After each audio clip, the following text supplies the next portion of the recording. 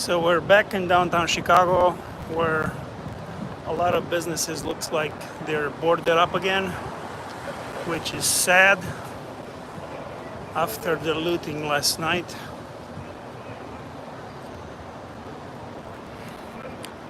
So I'm gonna go check out what Michigan Avenue looks like this evening. I know there is a curfew in place starting 8 o'clock. I was lucky, I was just a couple of minutes short of not being able to get into the downtown because of the exits being closed near the downtown area. So here now on Michigan Avenue, look at those. There were still some businesses that were boarding up their front windows. And let's see what's going on here.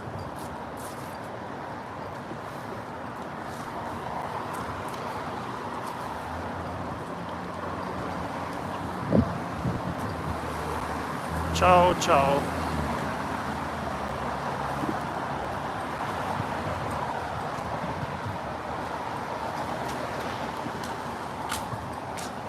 So let's see. Some stores are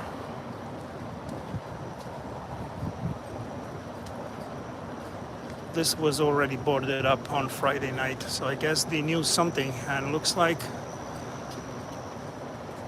I think they were trying to move this because this was in place on Friday, so looks like they were trying to pull this board and get underneath, but with no success because they boarded up all the way. This is Victoria's Secret's store here in downtown Chicago, and Tiffany & Company all closed up. And look at those.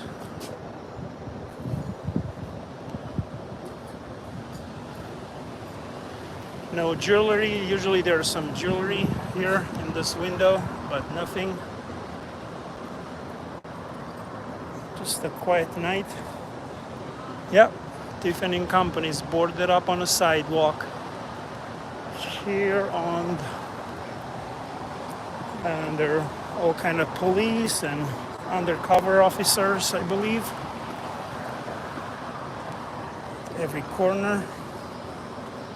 So yeah,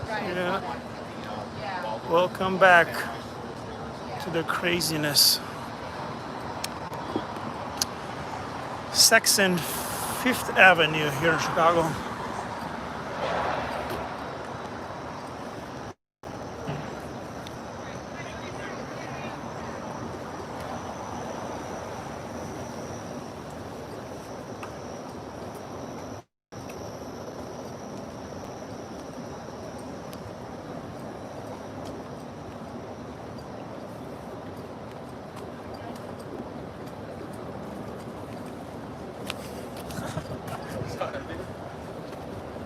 Yeah, look like they're still boarding up here this Zara store. There's a car with plywood and 2x4s.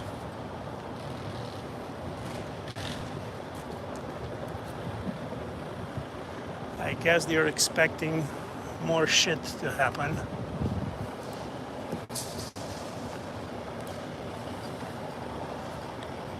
Yeah, on the other side, they're boarding up their windows as well. I guess this got looted because it got covered. This is Express store.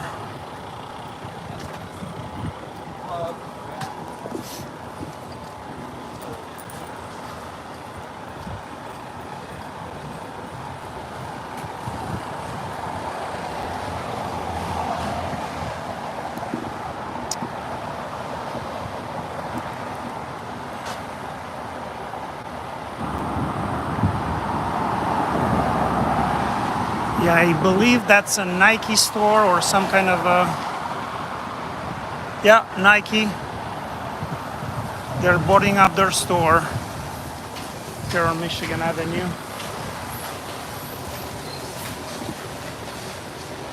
I don't know if those are boarded up because they were already looted last night or just as a protective measure. Okay, this is the Chicago police here.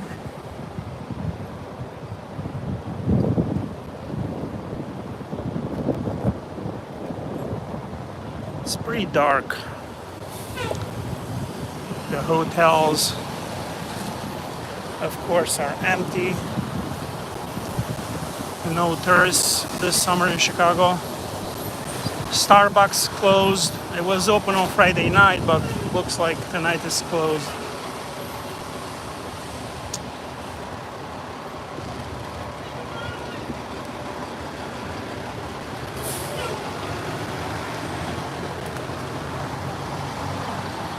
I don't know about the bridges. We'll see that in a minute. I'll get there.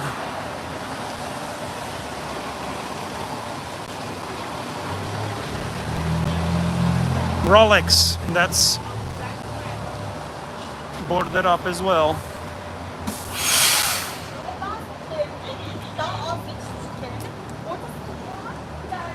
Everything's boarded up. Those fancy stores on Michigan Avenue.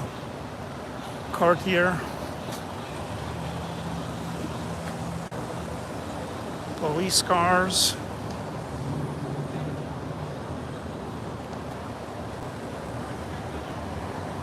It's pretty dark. I haven't seen this street so dark. Michigan Avenue is usually so bright.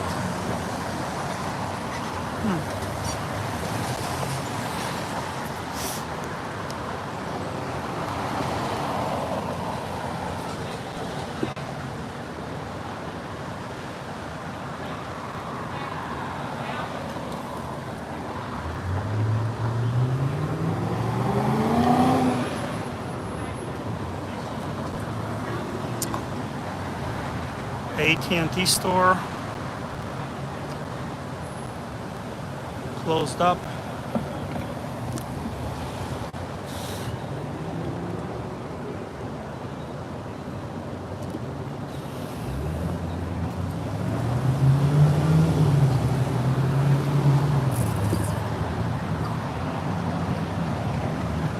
Some police officers here.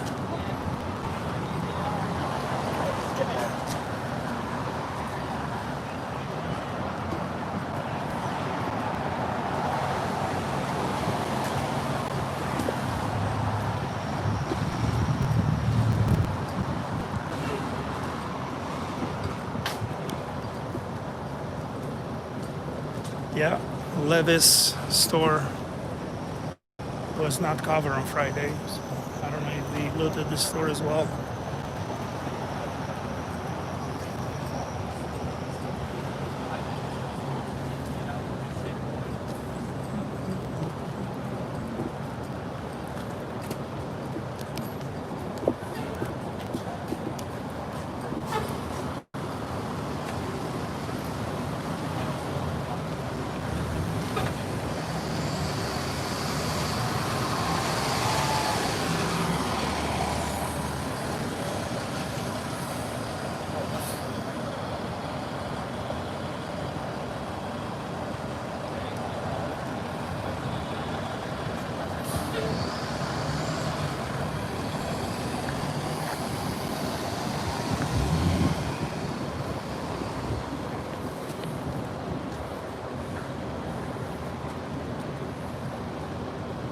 Bunch of police cars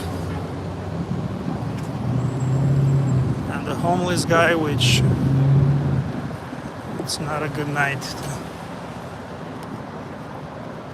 be on the streets. Yeah, this is another store that are fixing, I think putting the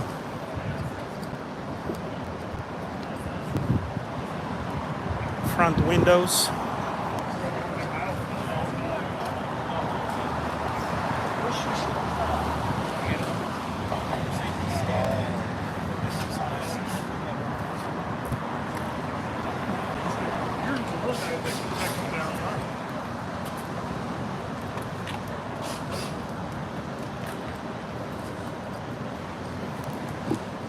Yeah, looks like the bridges are up.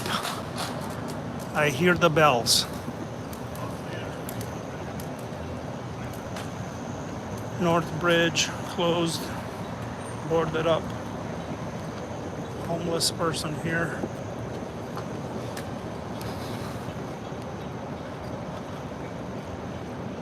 Yeah. 2 months later and the bridges are back up. Oh, look at that. You can tell this sign here. And this Hugo Boss store got busted.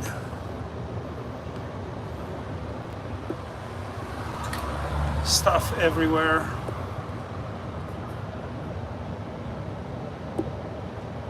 Stolen items.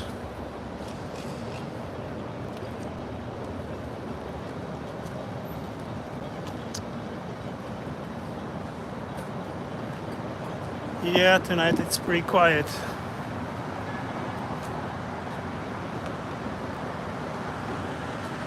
Huh. Looks like this is the only open store here. I don't know what kind of store is it. It's a restaurant or something.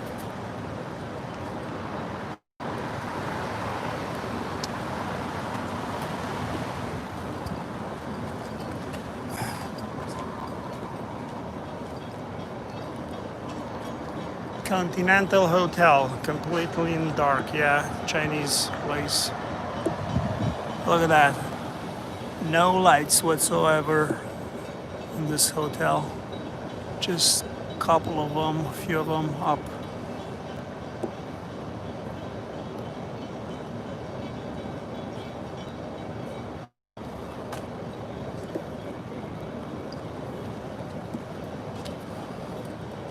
Another homeless person here.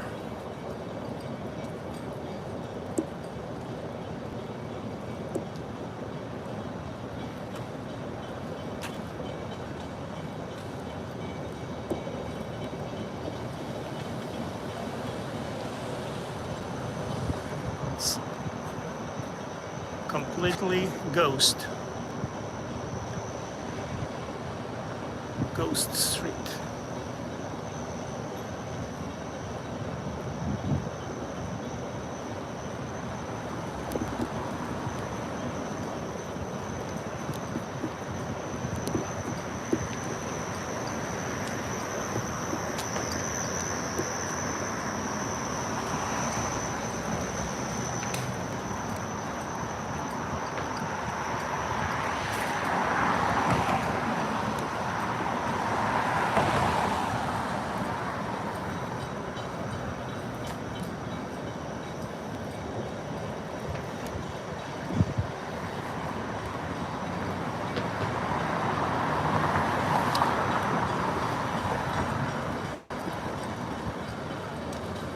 Few police officers on bikes here.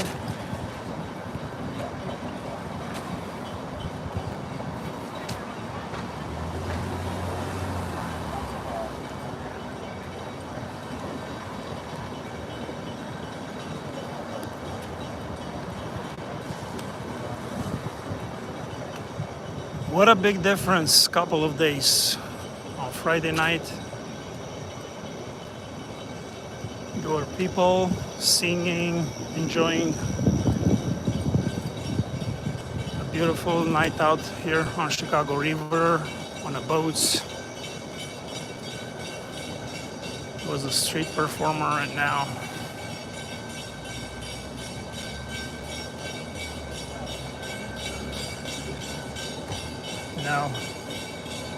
back to this crazy sound of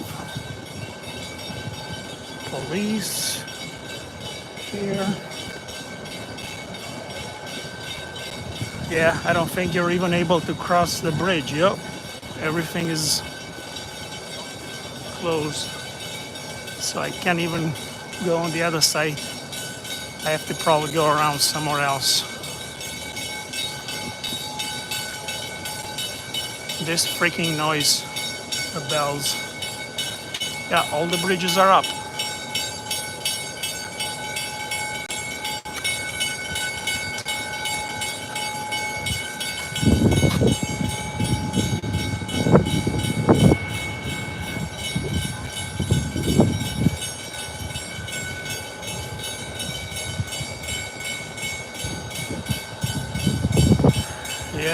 those motherfuckers.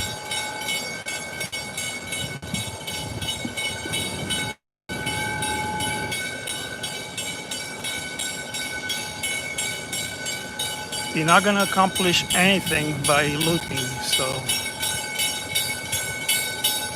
this is the bridge. That's the closest we can get to the bridge. It's up, across.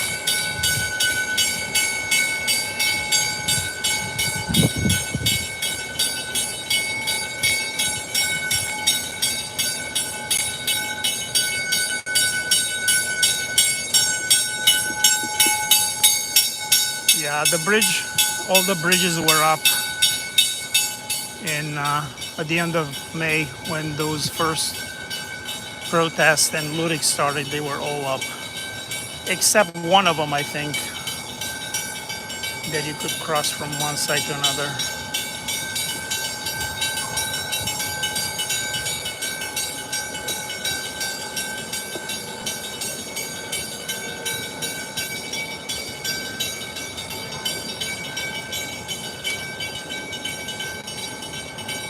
Okay, looks like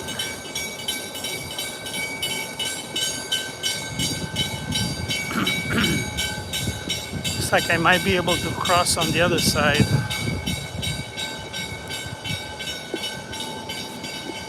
If I go Columbus Drive, let's go down here.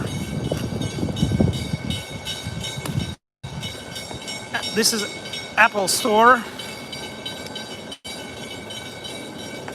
which apparently it's all intact. There are no gadgets left outside, so that's good.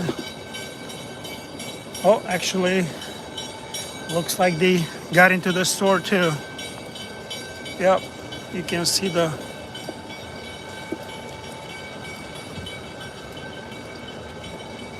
door was busted and there's glass.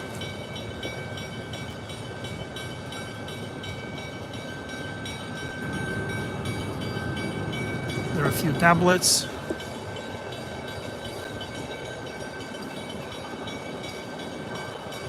All right.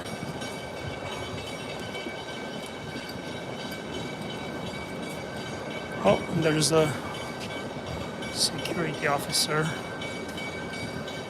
I don't know if it was here on Sunday night.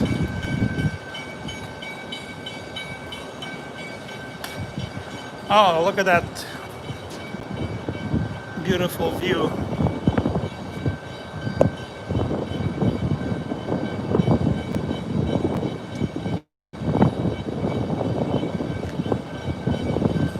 I'm gonna get my camera to take a picture from this angle because it's a pretty cool view of the city.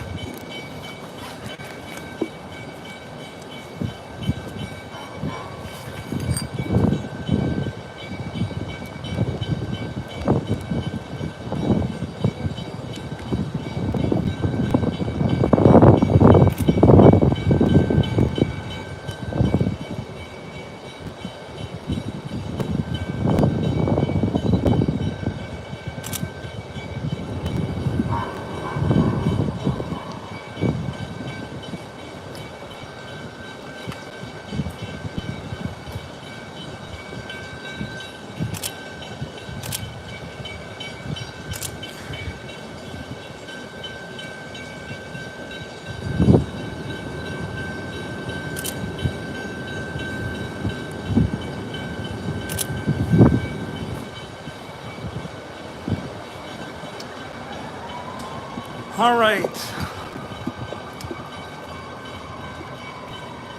So I'm gonna try to find a way to get across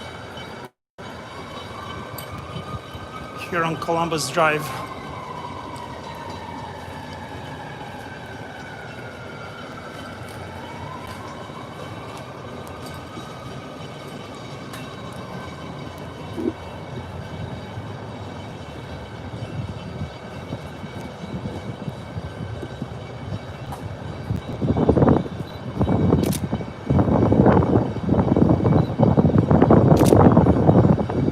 Oh, that's a gorgeous picture.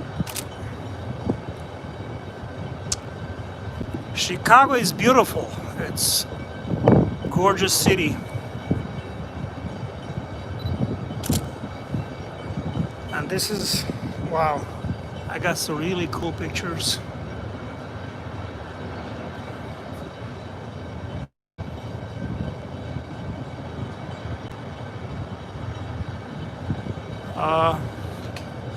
Looks like this bridge is down, so I could probably cross over there.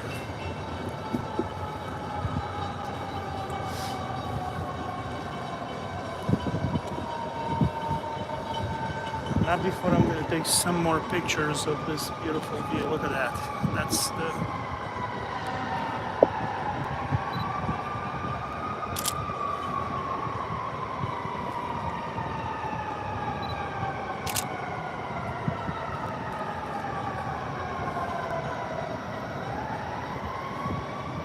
Isn't that beautiful?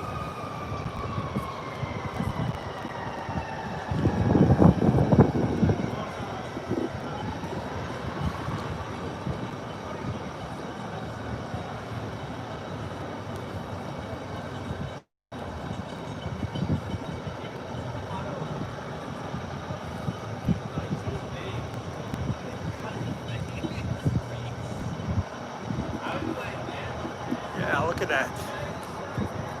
Gorgeous view.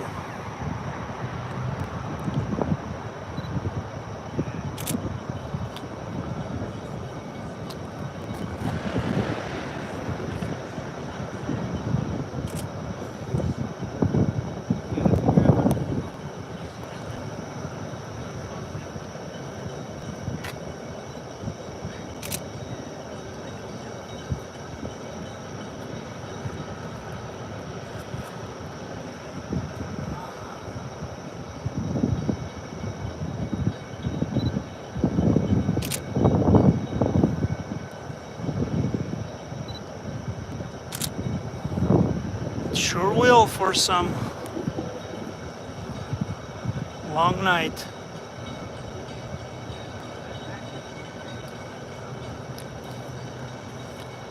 This is downtown Chicago. It's by Sheraton. I'm getting close to Columbus Drive, trying to go across the bridge.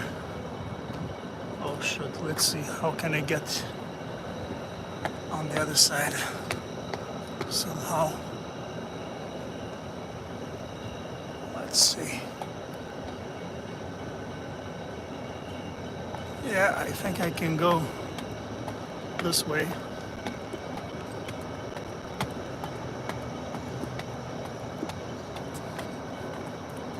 Yeah, not a whole lot of options to get across Chicago this evening, but we'll get there. Yeah, we're nearby I believe this is the NBC Studios TV station.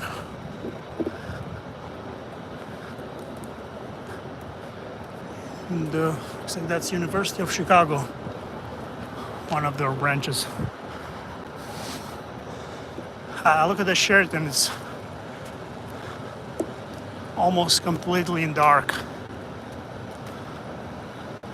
Yeah, Chicago news.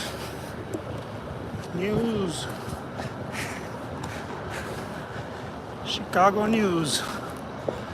They're ready for action.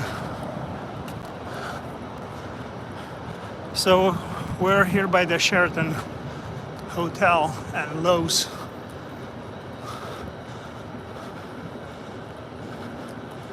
Lowe's got quite a few of, I think they're condominiums. There's no way they're that full with customers. So we finally made it across the Chicago River.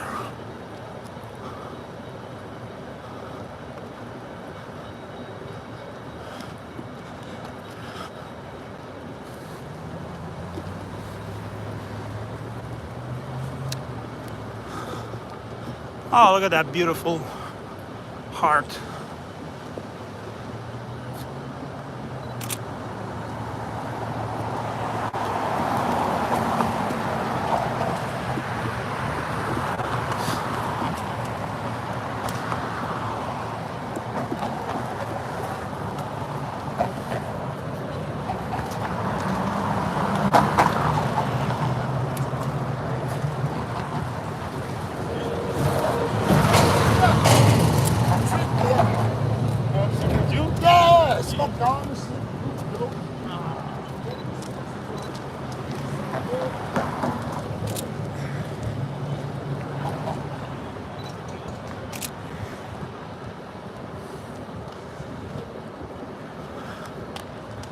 Oh, look at that view.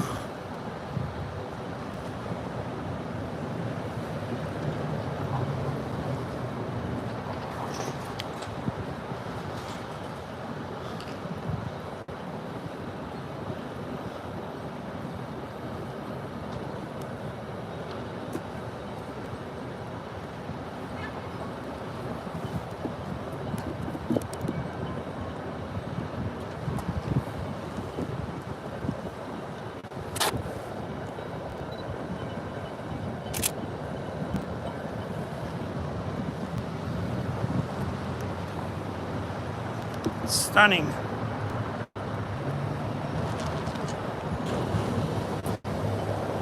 Oh, look at that.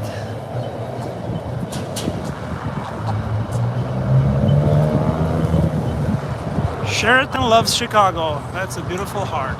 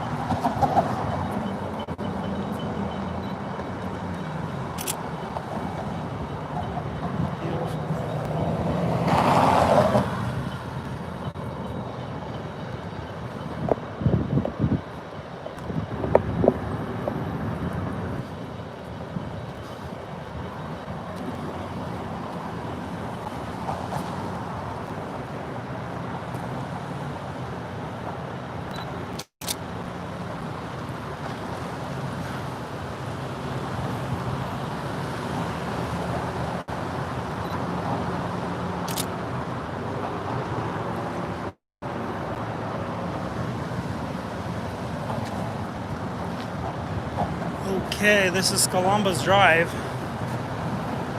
Trying to go across and get on Upper Wacker Drive.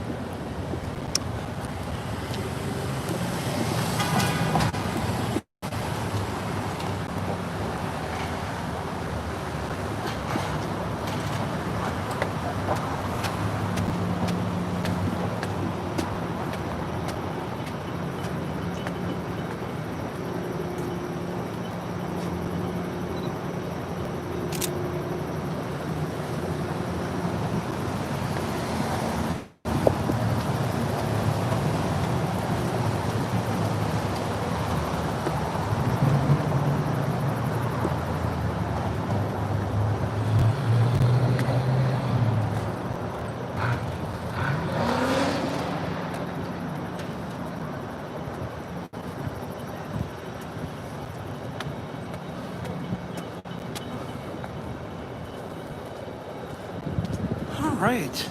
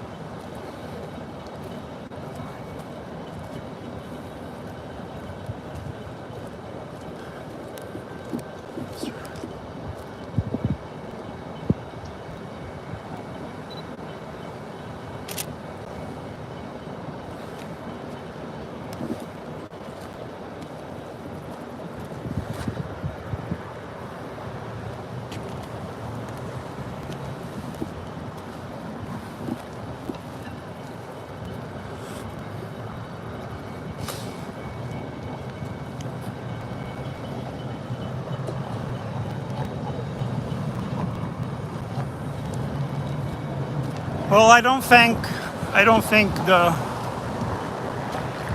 Black Lives Matters movement has much to do with those criminals that are looting stores. I saw them at the protest at the end of May. People were protesting while some of them were just in the city to break windows. And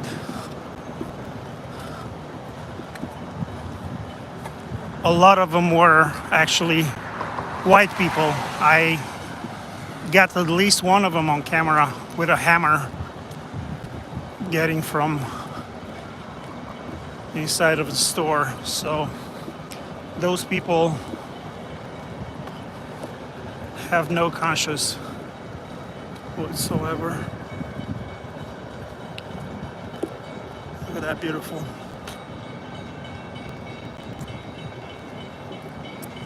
Yeah, white supremacy, whatever. People, frustrated people with their lives, they take every opportunity to do criminal stuff.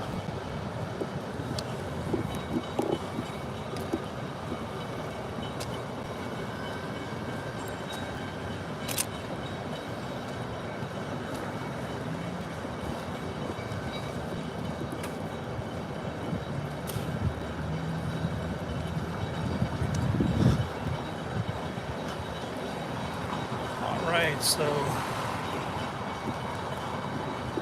Channel 5 News, it's ready on the streets of Chicago. Hey buddy, can you give me a lift across the river? I'll be down in a minute. I need to get to the other side.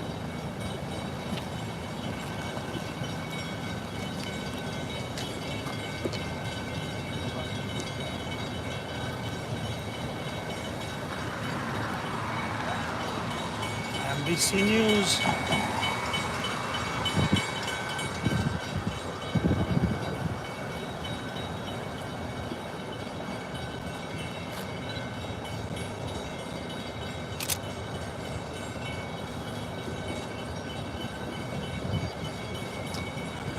Beautiful Chicago.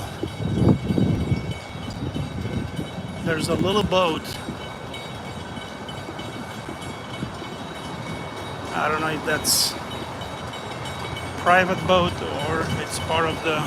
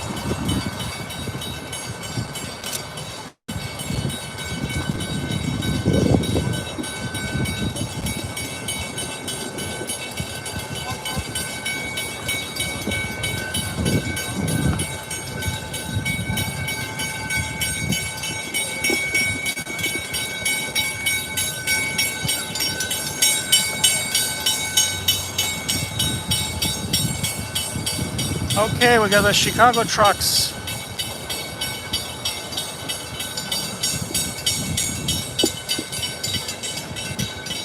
Some homeless people.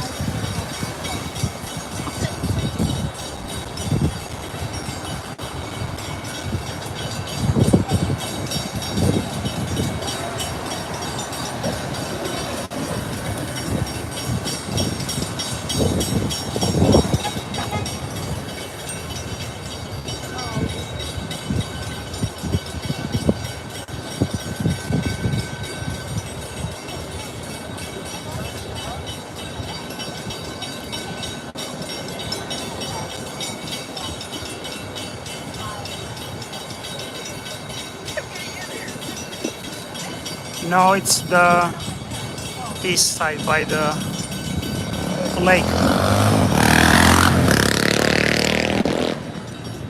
I crossed over on Columbus Drive. That was the only bridge that's not lifted. I believe Franklin, it's also probably down.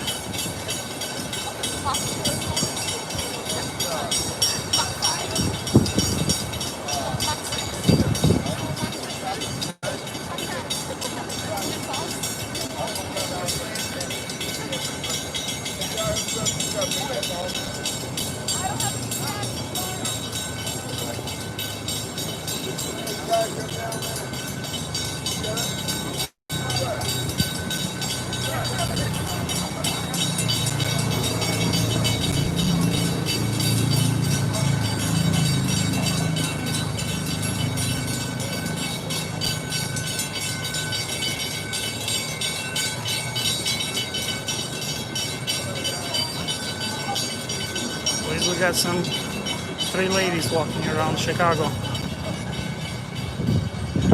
That's the best thing you would see tonight around here.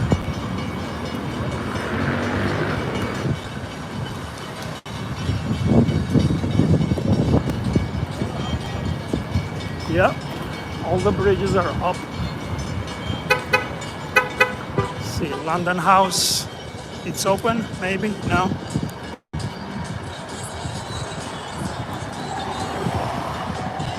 It looks open, but there is nobody here except the valet people.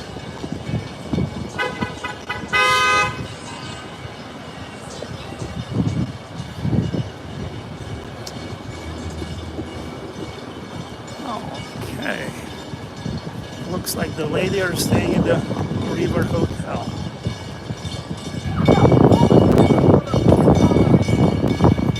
It's a bit windy here. Yeah, going south, well, going, south or west on Wacker Drive.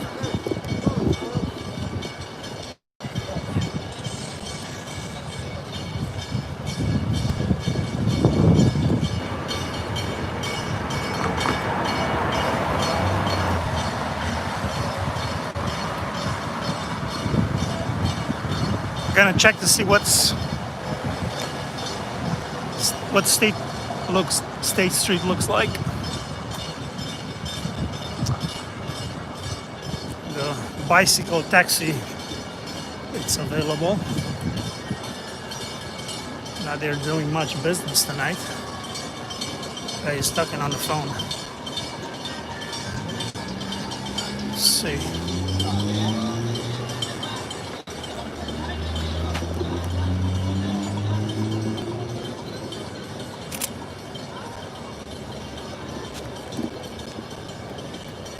Try to cross the street.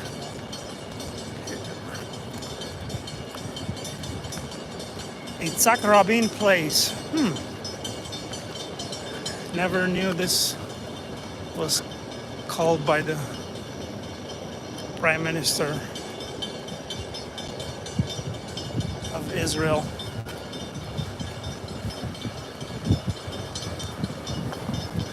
Bunch of homeless people here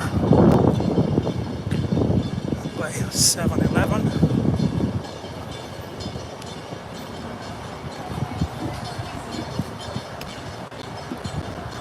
The crazy part is the shooting that took place too. So it's not just that they were looting, they were also with guns shooting on the street, which is nuts. It's the McCormick restaurant. I think the wind or the tornado blew the chairs over earlier today.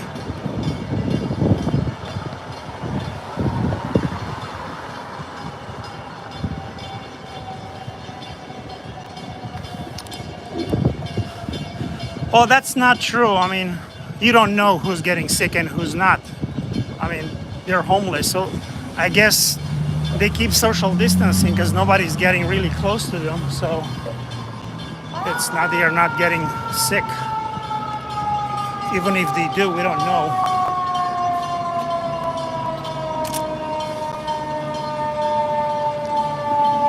Okay, there's a fire engine, special patrol, police, all kind. Oh, this is State Street, so let's go south.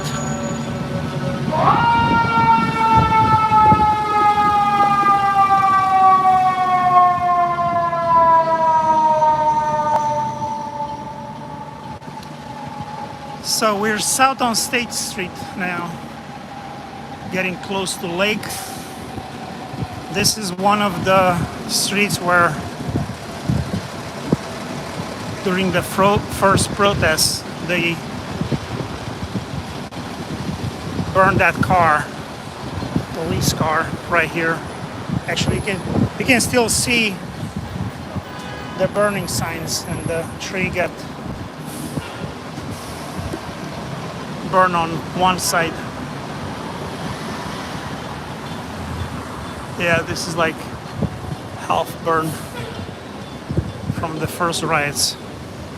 It looks like they're boarded up here.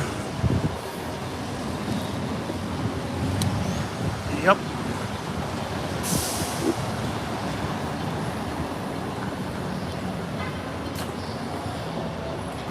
There's some music. Crazy.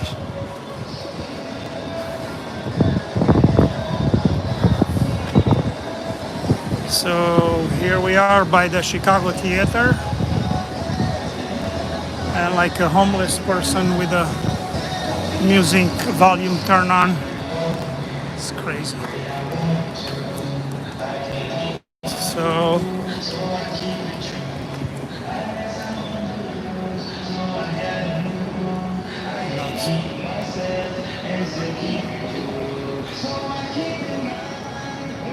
here we are, Chicago.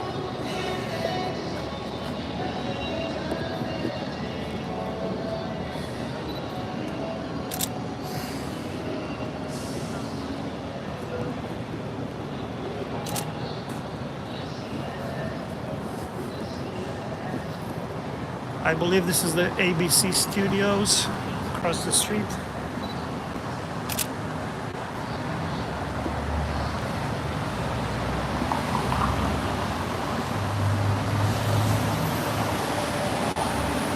Streets are pretty empty, just police cars everywhere.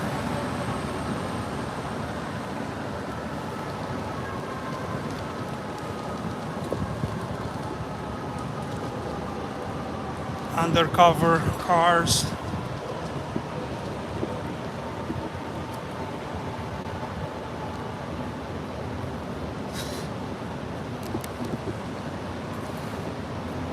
Another police car.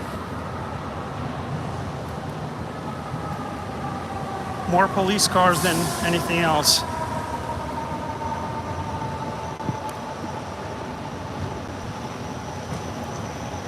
Yep, that's what I heard. They did litter the Potbelly restaurant and a bunch of other places. think they arrested some. Oh no, actually there is a police officer in the back.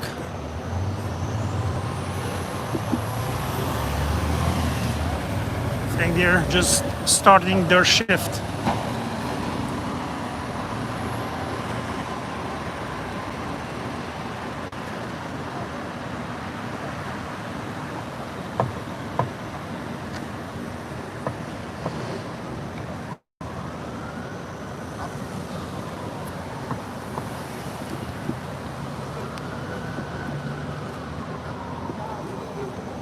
Just the homeless people.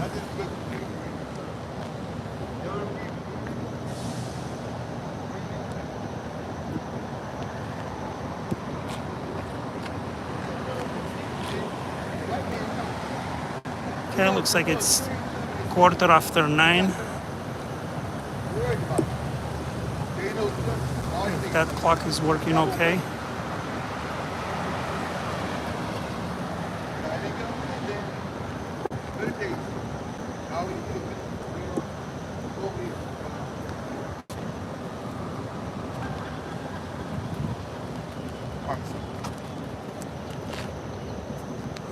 Yes, we're gonna cross the street. There.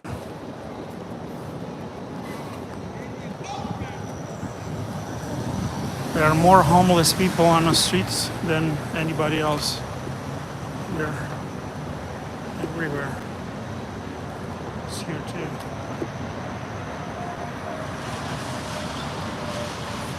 It's another one, I guess.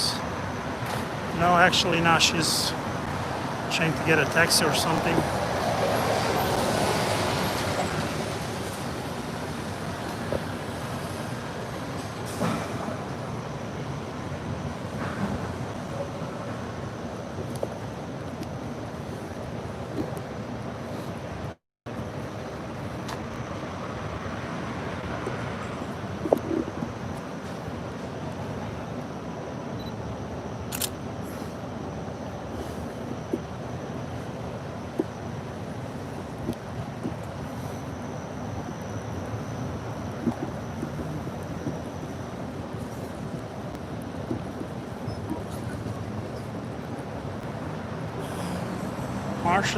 Marshall Field. Looks like they busted this store again. I see cap and some glass that was smashed from this entrance.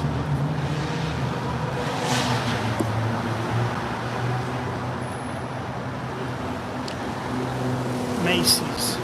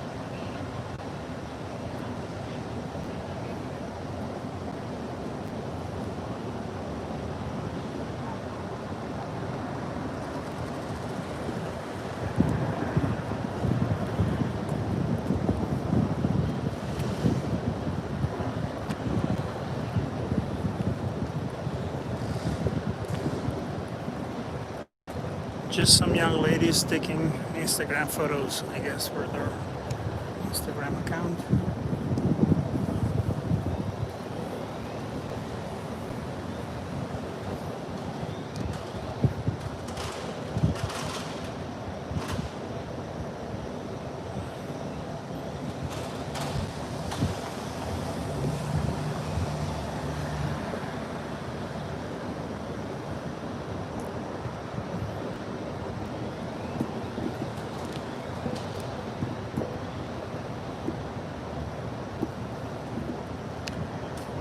So State Street, it's pretty quiet.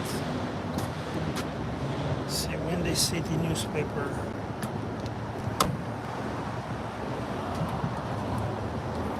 Get some newspapers.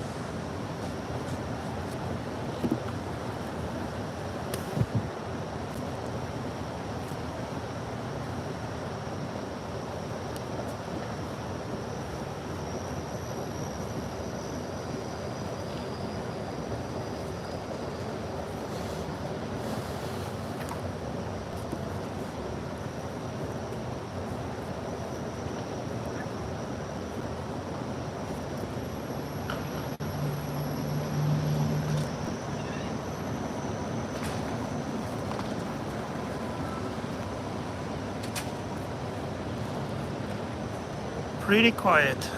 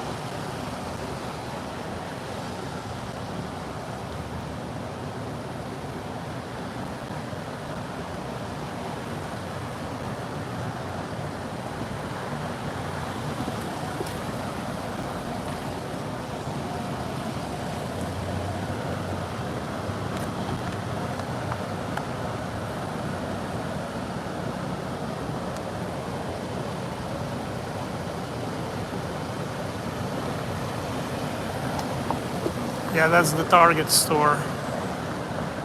That's boarded up.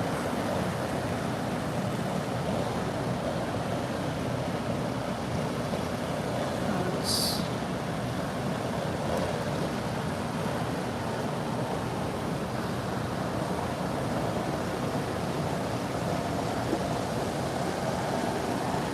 really empty.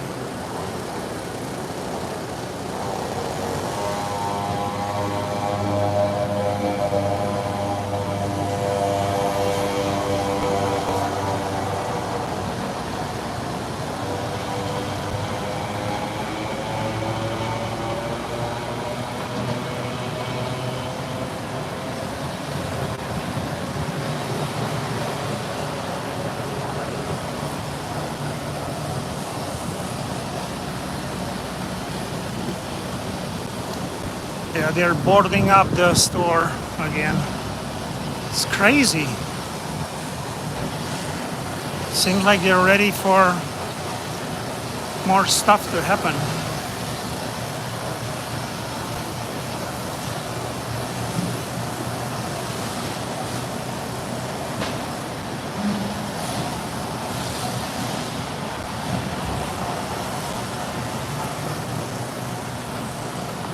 It's nuts.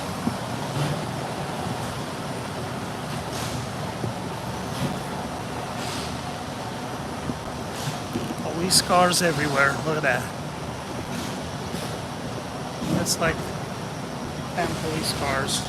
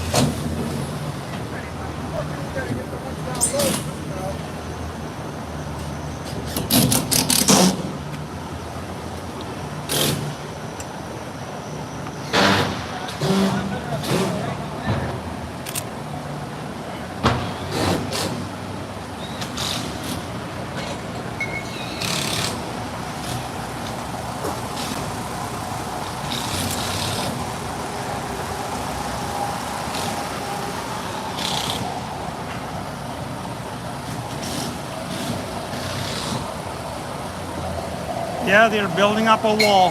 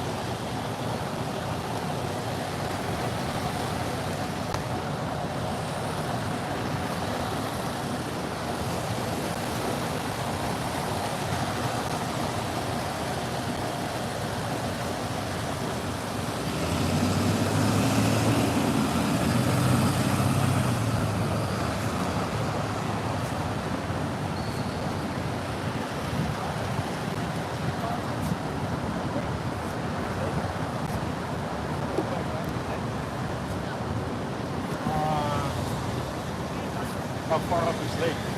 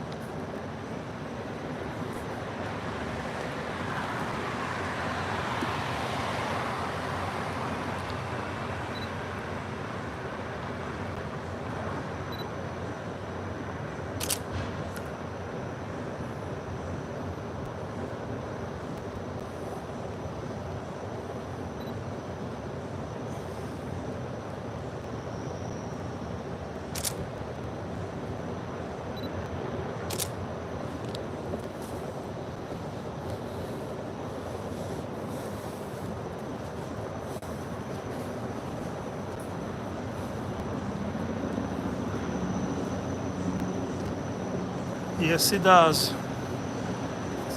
It's such a strange feeling.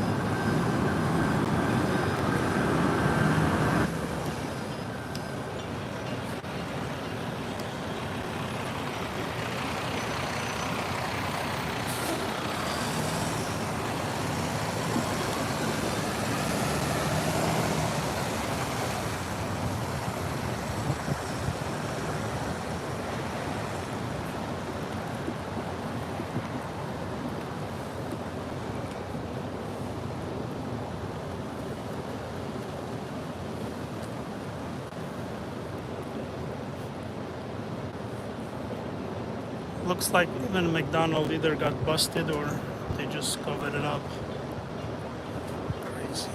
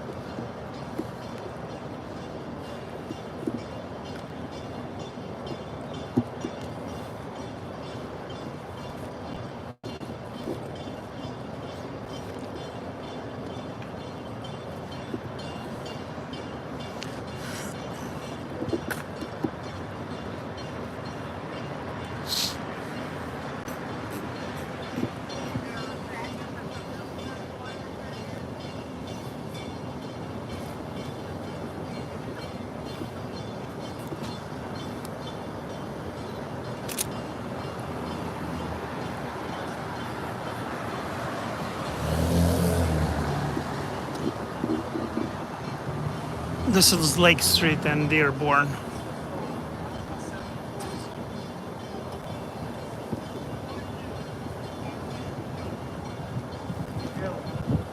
I'm under the tracks.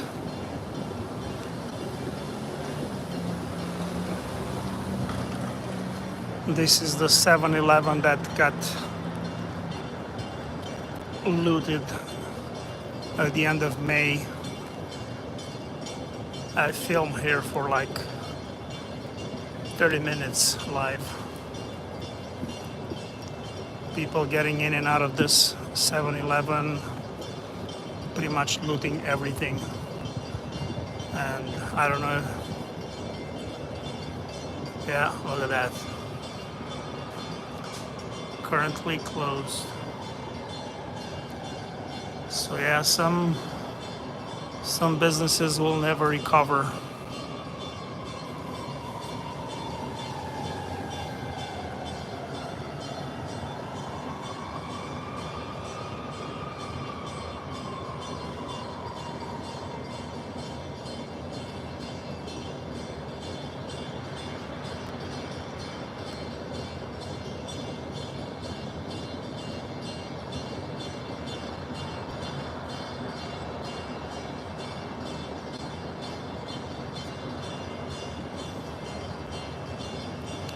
Thank you guys.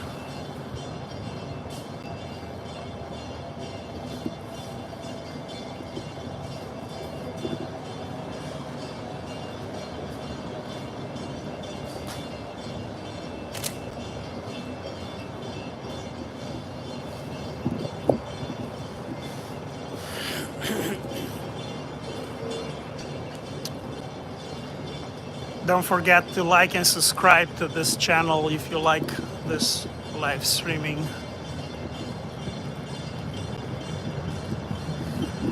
Share it on Facebook with friends or whatever social media you have.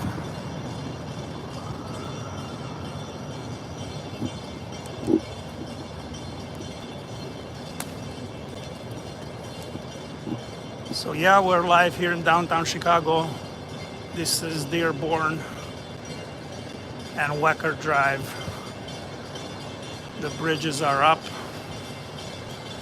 and it's pretty empty. Monday night.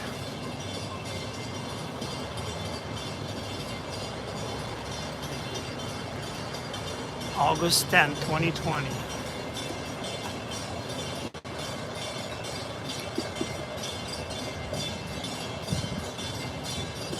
Yeah, all the bridges are up.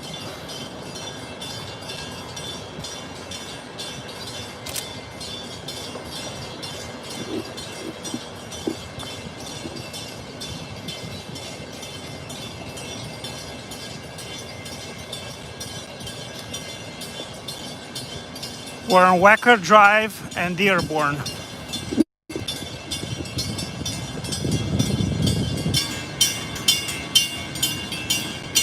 Just across the street from the RPM restaurant, seafood place.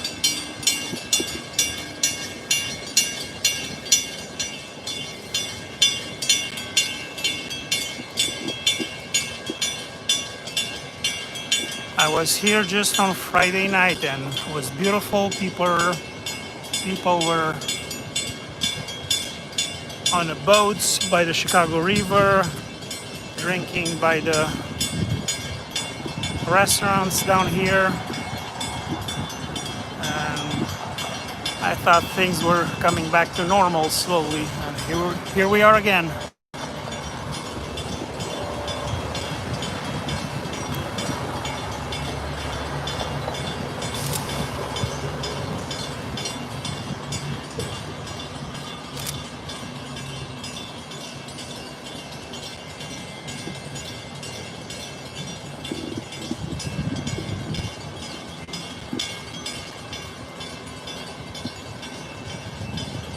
It's a beautiful evening. It's perfect for walking weather-wise. It's a little bit of a breeze and just awesome.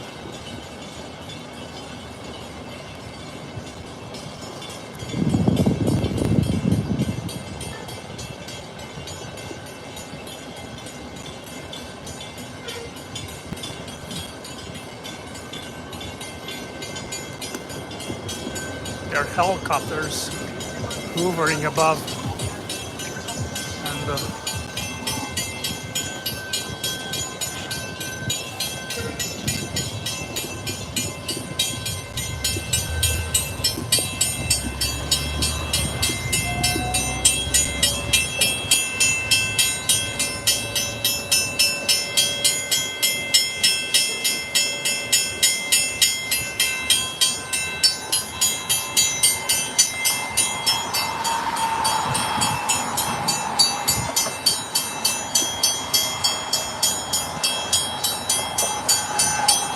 it's about 9:30 or so.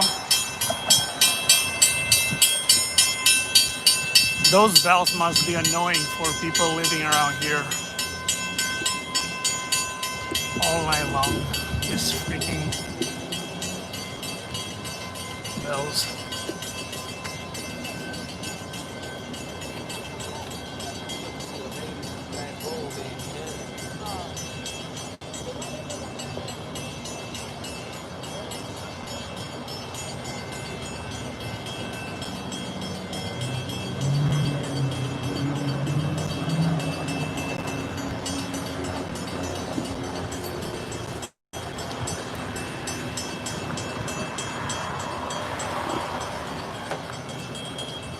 All looks like this LaSalle Bridge is open, so I'm just gonna cross over, head back north.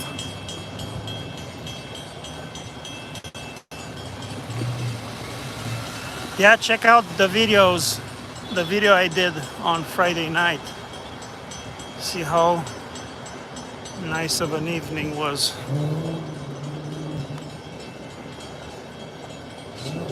Homeless lady.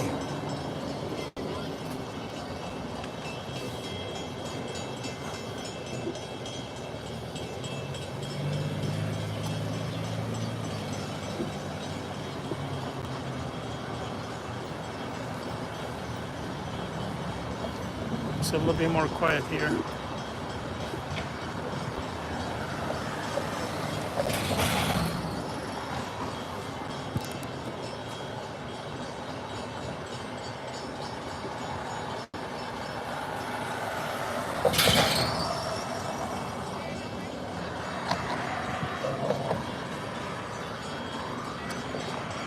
LaSalle Bridge is open, so people can cross through here.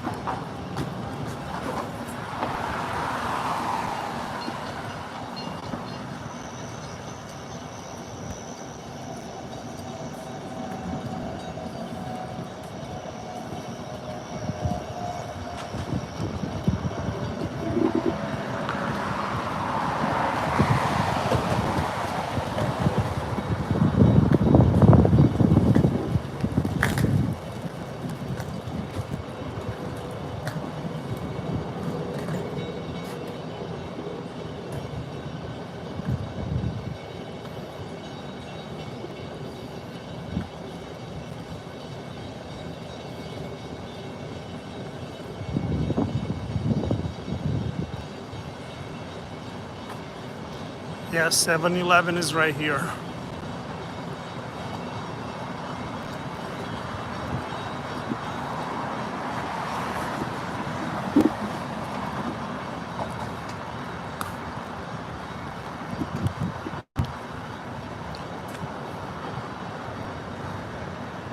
Open 7 a.m. to 11 p.m.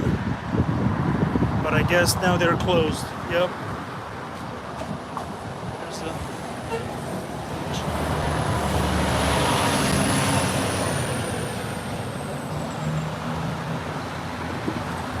There's the world famous 7-Eleven in Chicago. It's closed. It's weird. There are a lot of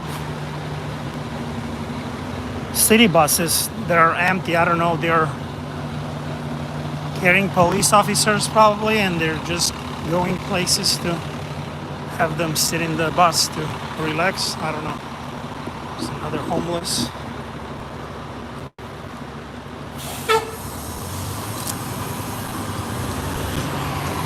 So even the homeless people wear a mask.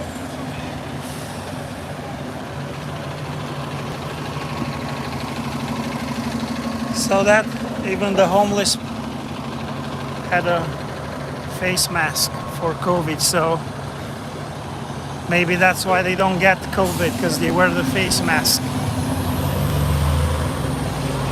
BNC Bank.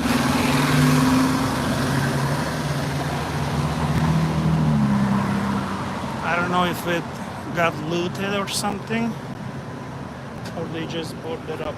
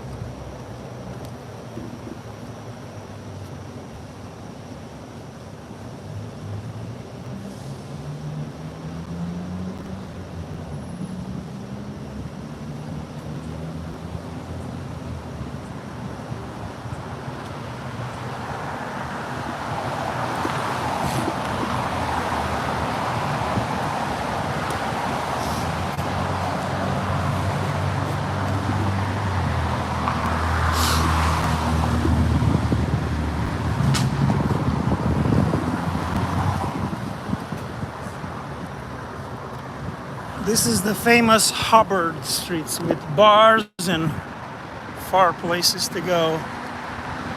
Now an empty ghost street. Nothing going on Hubbard.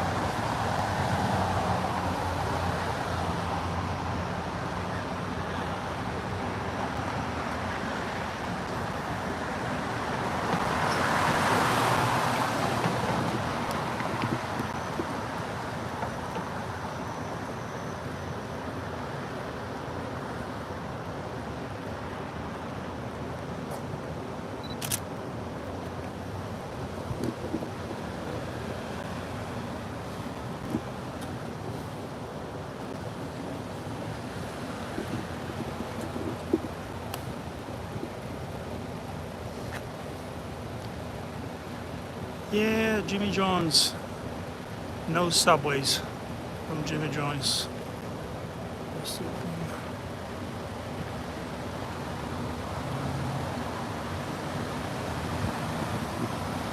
Well, I'm north. going north. Monroe is south of me, so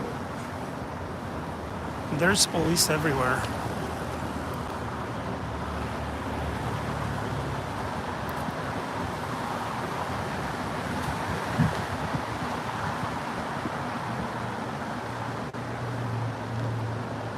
Shit, they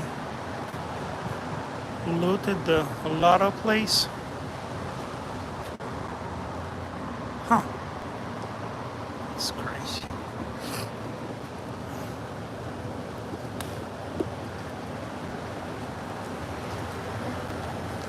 Police.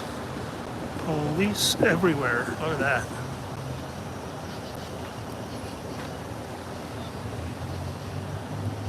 Ooh. This is everywhere. Marked and unmarked cars.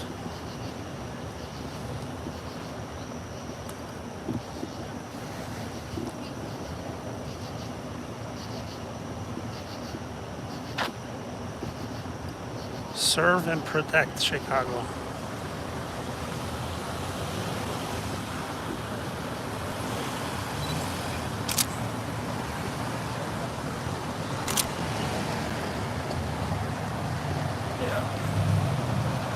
All kind of police cars. There are like a bunch of them.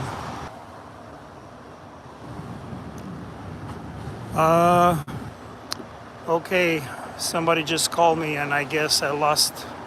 Please let me know if you see image too, or you just hear sound. Still up? Okay, perfect. Okay. Well, they were saying 400 police officers were on the streets last night and arrested like 100 people. So they arrested 100 people, and hopefully they're gonna arrest more after they're gonna check the security cameras.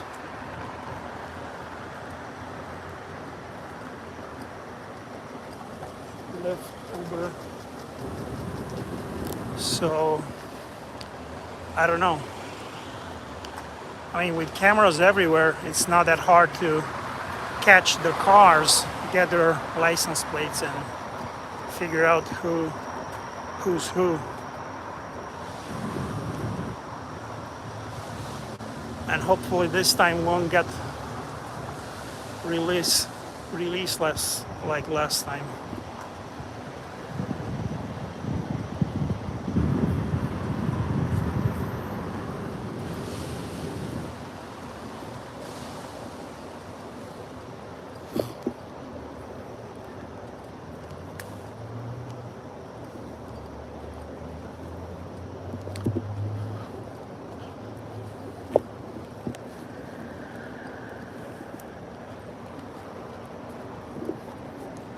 It's 10 o'clock and it's, well, McDonald's is open, the drive-through. Looks like it. Yeah, Mickey D's open for drive-through. And there are helicopters flying over.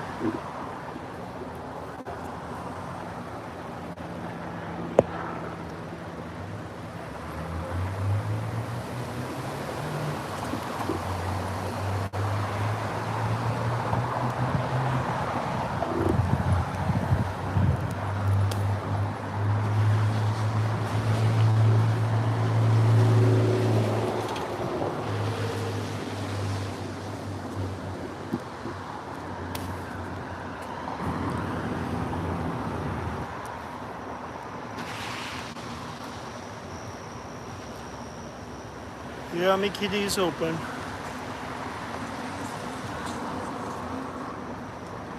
I don't think they're gonna serve me if I'm gonna just walk without the car.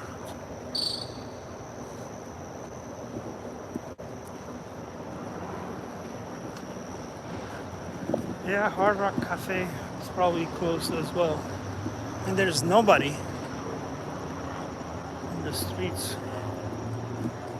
Just a few people here and there, but it's, for the most most part, it's a ghost town.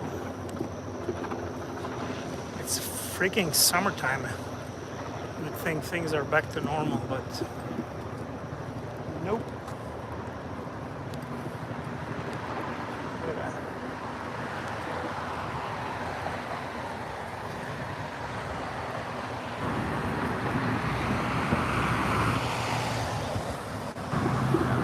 Hard Rock Cafe is right there.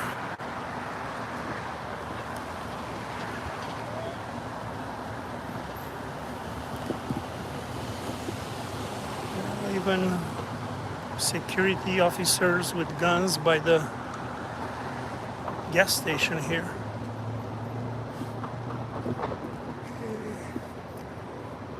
I guess.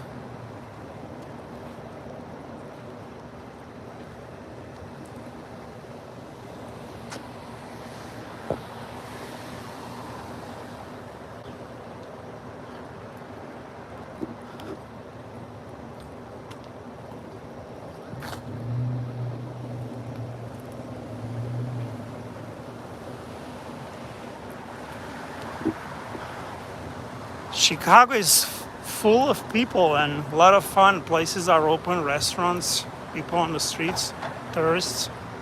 Somebody dropped their bike right here.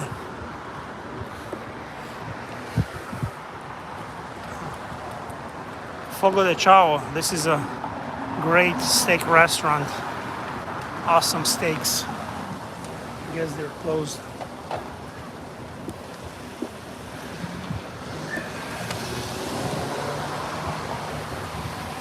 Yep.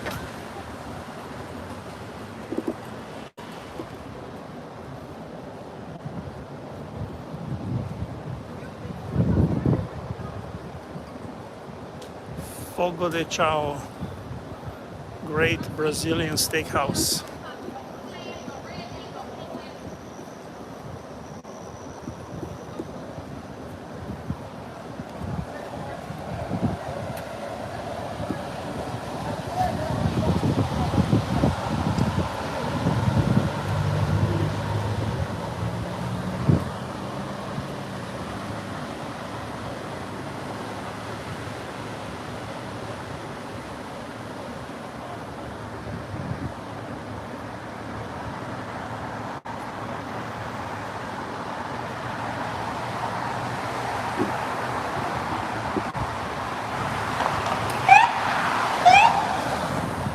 Oh, there's some action.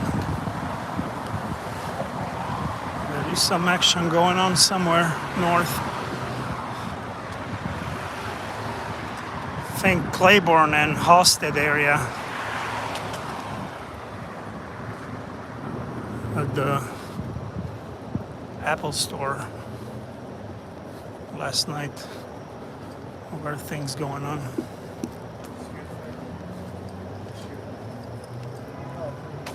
You have a dime? I don't have any cash, man.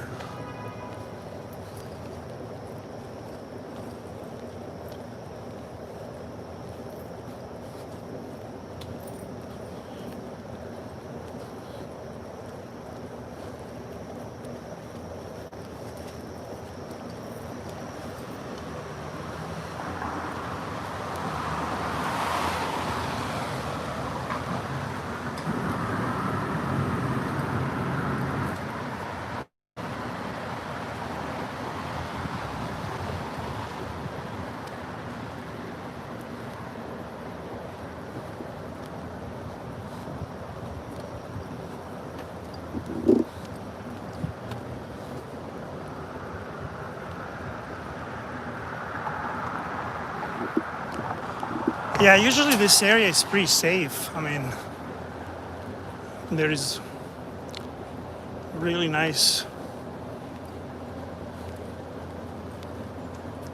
downtown area here.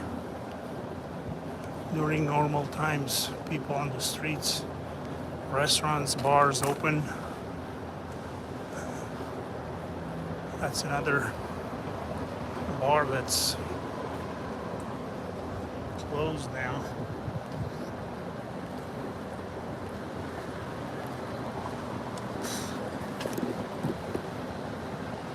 That's a beauty salon. Cleaning lady. Cleaning up the store.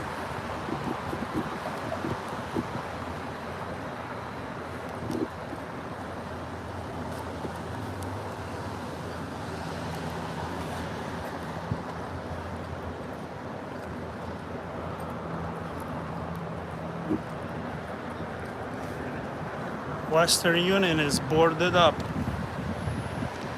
Nothing to see here.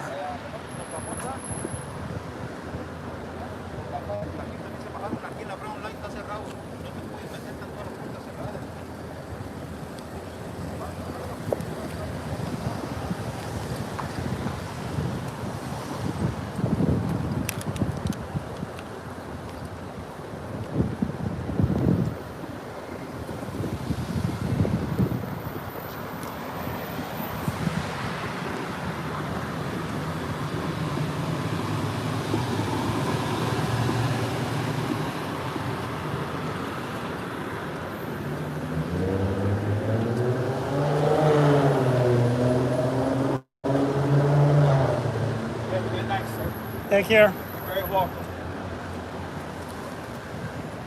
You know what time it is by chance? About 10 o'clock.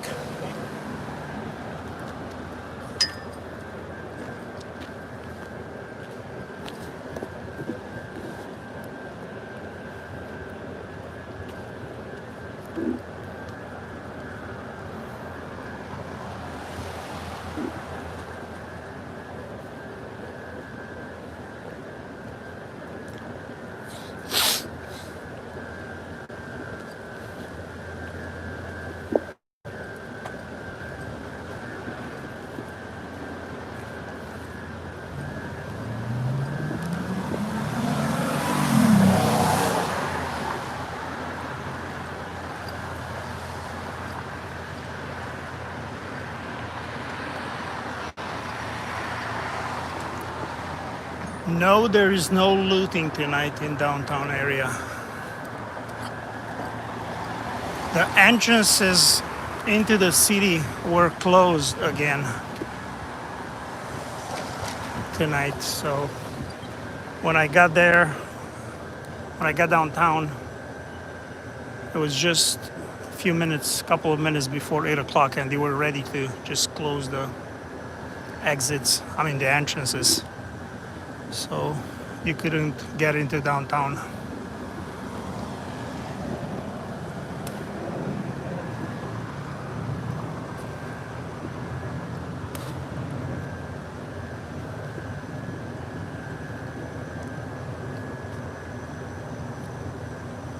Yeah.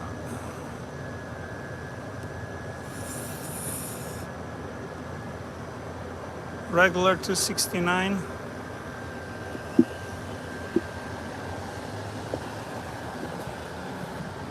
Downtown is always more expensive. There's another new building going up here.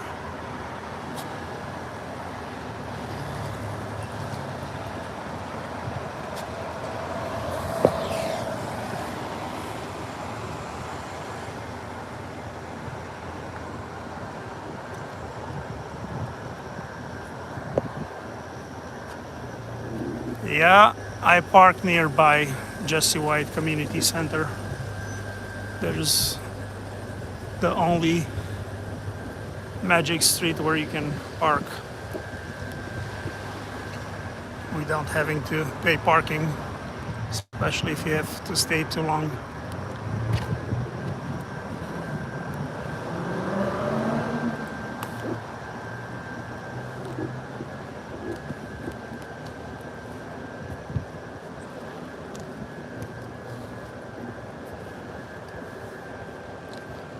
Chicago Post Office. Huh.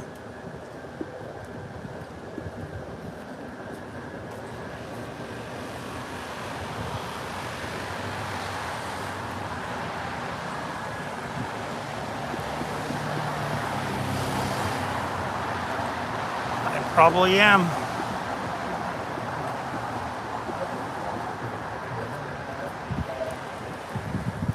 Looks like the trains are still running. People are going up to the train station.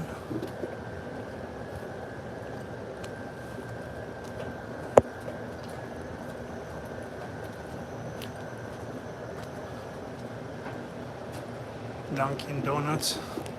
I don't think they're open. There's a Dunkin' Donuts right here, but it's closed.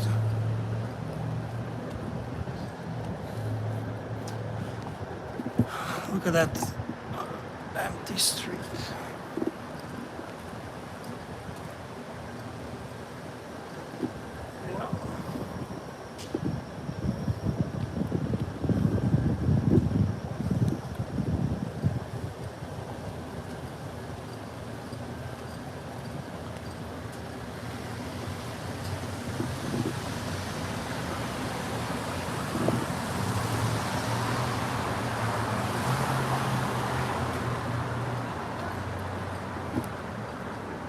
That's the Dunkin' place. The donuts are ready. Tomorrow morning. Gosh, everything's boarded up even over here. Look at that. It's crazy. This Walgreens.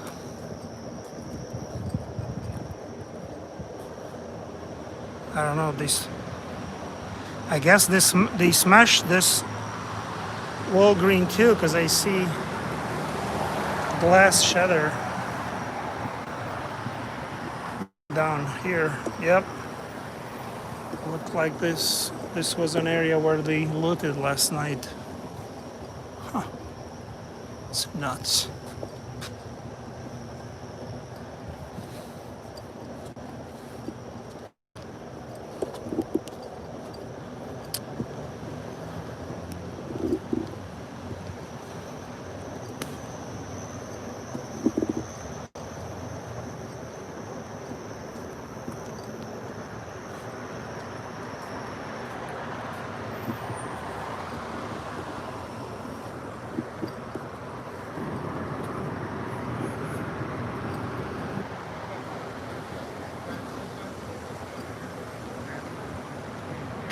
Huh?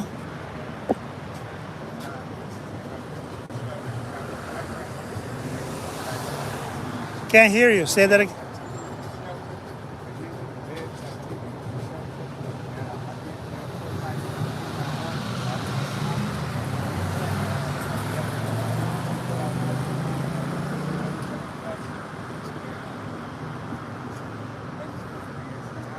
Were you here last night? Huh? Did you saw the looting last night? No. Hmm? They were looting. They were breaking the windows. Yeah.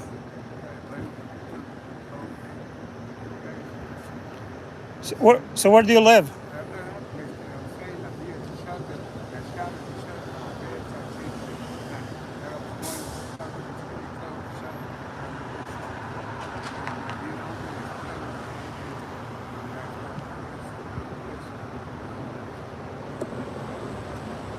No cash. No cash.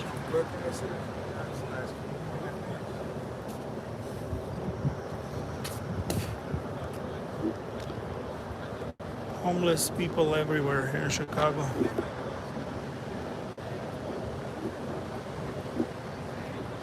People drunk on drugs, who know what they're on.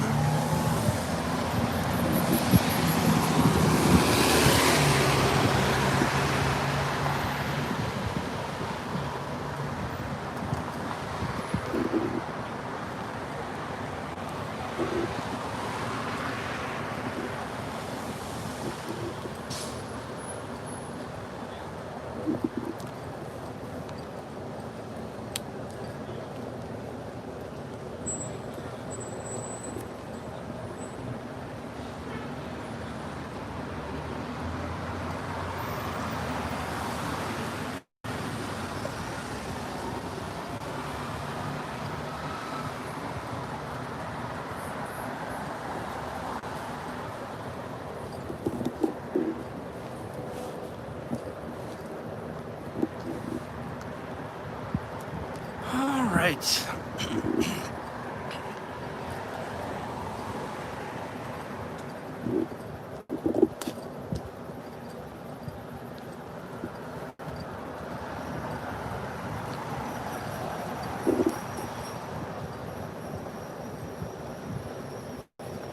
So this is what Chicago looks like at nighttime.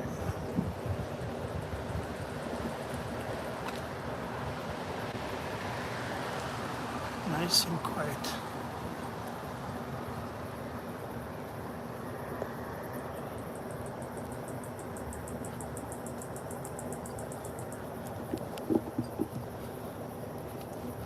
There is nothing going on. I'll probably get the car and drive around for a little bit to check to see if there's anything else going on.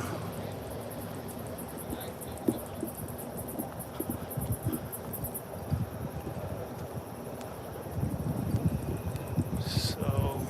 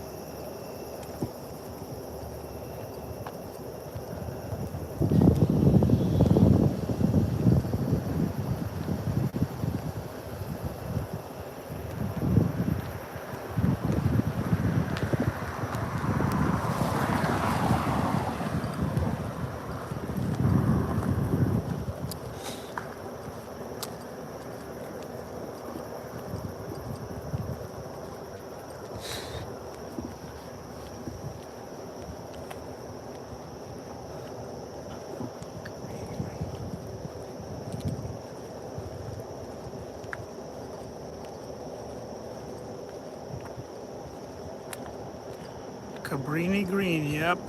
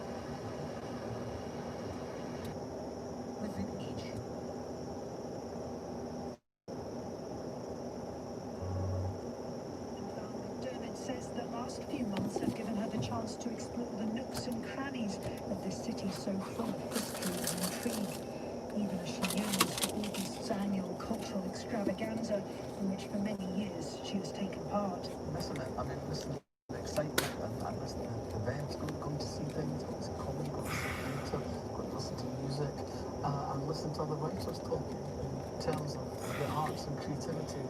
Everything comes to Edinburgh. You don't have to go anywhere else to see the best. All right, so I got into my car finally. I'm trying to switch the camera, so just bear with me for a second.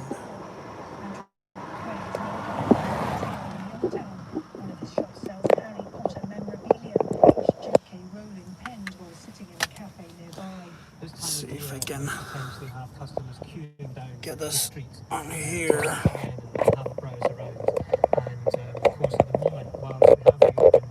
The concern is the footfall is extremely low, and it's what we might be facing for the rest of the year, which is a really big concern. The festivals support thousands of jobs. They bring tourists, cash and culture to the city. Some performances are going ahead, as Fergus Linehan, the director of Edinburgh's International Festival, explains. It's not time for the audience to come back into our venues, but it is time for artists to come back together again in very careful conditions. We found that what we can do is start to bring people back together again, a sort of a behind closed doors. So I'm gonna try to take a tour of the city by car. Opportunity to reimagine the city's relationship with its visitors, which some have in recent years reached unsustainable levels.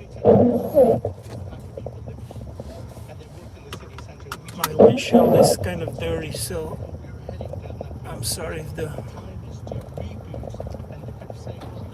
image is not really clear. The festivals have a big impact on this small city and make it a global cultural destination. Those here who rely on tourism for their livelihoods will be hoping they return soon.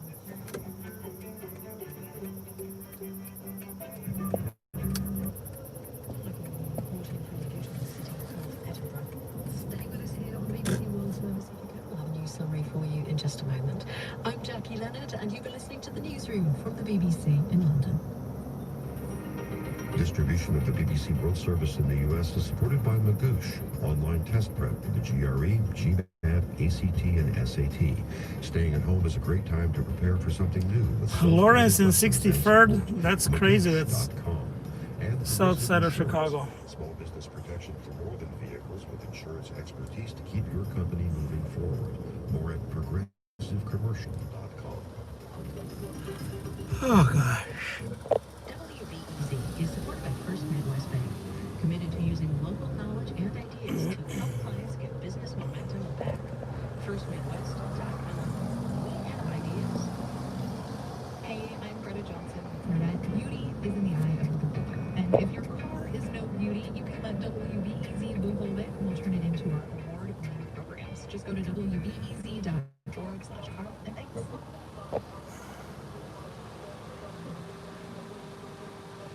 You might think humans are at the top of the food chain, but without weapons, we're an easy lunch for a hungry lion or a ravenous crocodile.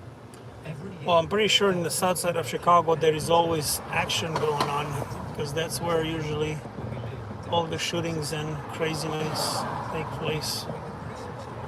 Okay. Look at those. Of course. in an ever more crowded world. That's coming up in Discovery next. BBC News with Chris Allen. The number of people around the world who've been infected with the coronavirus has now passed 20 million. The Johns Hopkins University says more than a quarter of all cases have been recorded in the United States. Brazil and India are also seeing big rises in cases. Governments around the world have been trying to balance an easing of lockdown I restrictions. thought there is a against curfew in further place. surges in the Looks like those teenagers on the President Trump streets. has praised the actions of the security service after an armed suspect was shot near the White House, prompting officers to abruptly remove him from a news conference. Mr. Trump was in mid-sentence addressing journalists when he was approached by a Secret Service agent and escorted from the podium. Minutes later he returned and told reporters that an armed suspect had been shot and taken to hospital. Demonstrators have taken to the streets in large numbers for a second night in Belarus to reject Sunday's election victory for President Yeah, sounds like they're Lukashenko. protesting In the capital, Belarus after police that used crazy stun grenades and dictator rubber bullets in clashes with demonstrators. Some who built makeshift barricades won and hurled again. stones and fireworks. Police say a demonstrator died when an explosive device went off as he tried to throw it at officers. A human rights agency in Guatemala says a French activist working with indigenous groups has been shot dead. The agency said Benoit Maria, the head of a farming NGO, was killed while driving a van near the Mayan village of San Antonio Ilotango. A new report says that as temperatures rise, peatlands around the world will become a huge source of greenhouse gases. Scientists believe that as icy peatlands thaw, the carbon emitted through melting and from losses of peat into rivers will be up to 50% more than previously predicted. The gases released will warm the world further. And that's the latest BBC News. You're with the BBC World Service.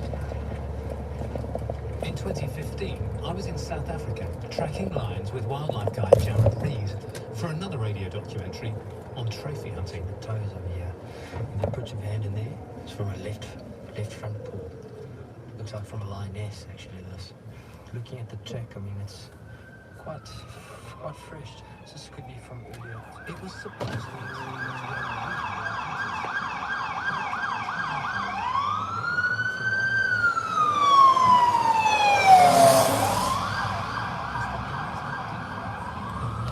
Should probably just follow that police car, see where they're going.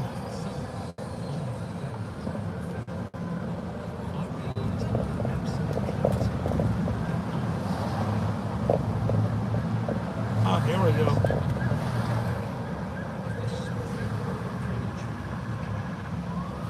There is something going on.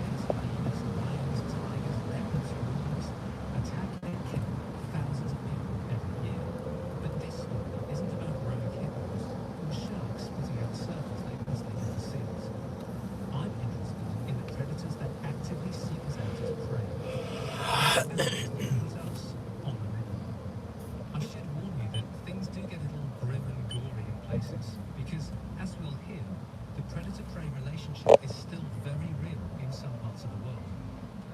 But for many, the idea of being prey, of ending up in the stomach of a predator, our life reduced to nothing more than a quick lunch, might feel like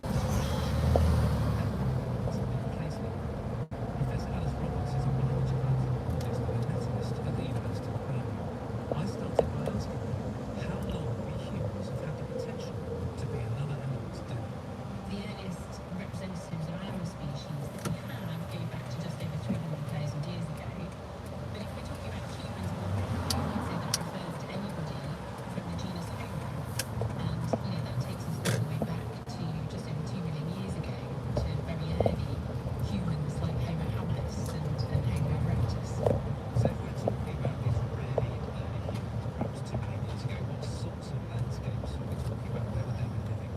What we seem to be seeing with humans, particularly Homo erectus, is that our ancestors were starting to exploit a wider range of ecosystems, of areas that involved open grassland as well as more wooded areas. But if we look at archaeological evidence, do we see any evidence of humans being taken as prey? Is that the sort of thing that's preserved through bones? It's very difficult to find incontrovertible evidence of early humans that have been gnawed by carnivores. There is some police section up front, but it looks like the road is closed. Crunches up the bones. There's not much left.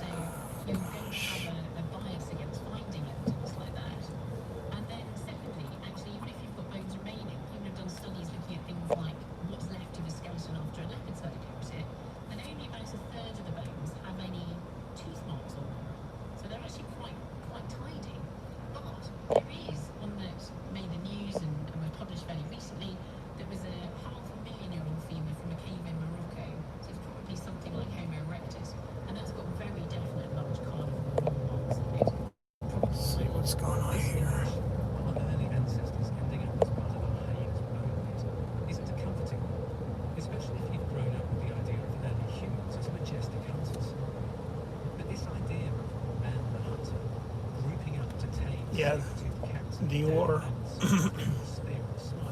It's closed here. There's police cars. These are the expensive stores. Dr. Donna Hart of the Department of Anthropology at the University of Missouri St. Louis. Donna was co-author with the late Professor Sussman of an influential book published back in This is the area where there are a lot of expensive stores like Dior and Louis Vuitton and all the others.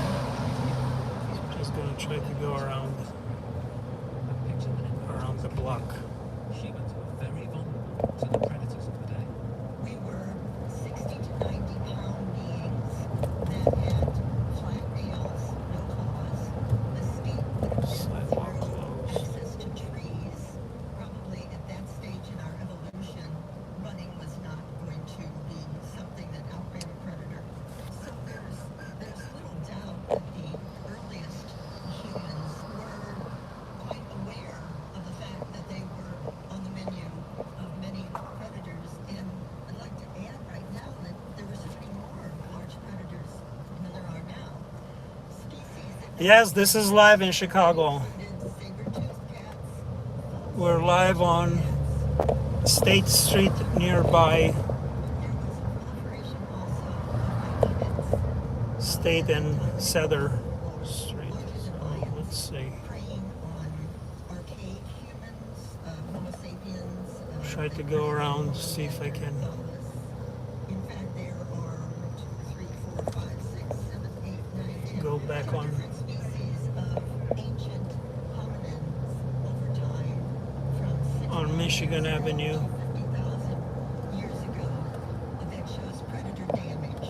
So our early landscape of revolving and even fairly recently would have been one of fear for those early humans, just predators everywhere. Some of them We had a tornado earlier.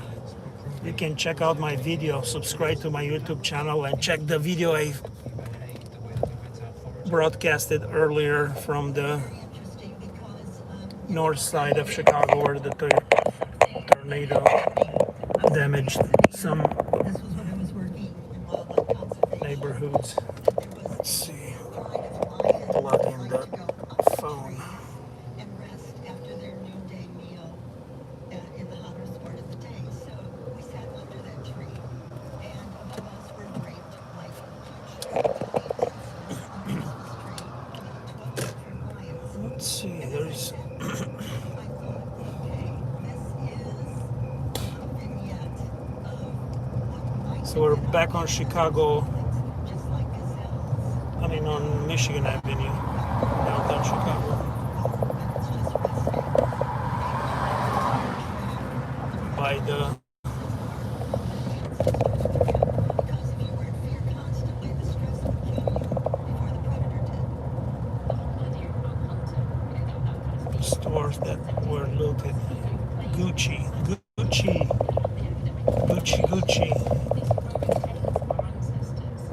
There's a lot of police cars around here. Let's see what's going on.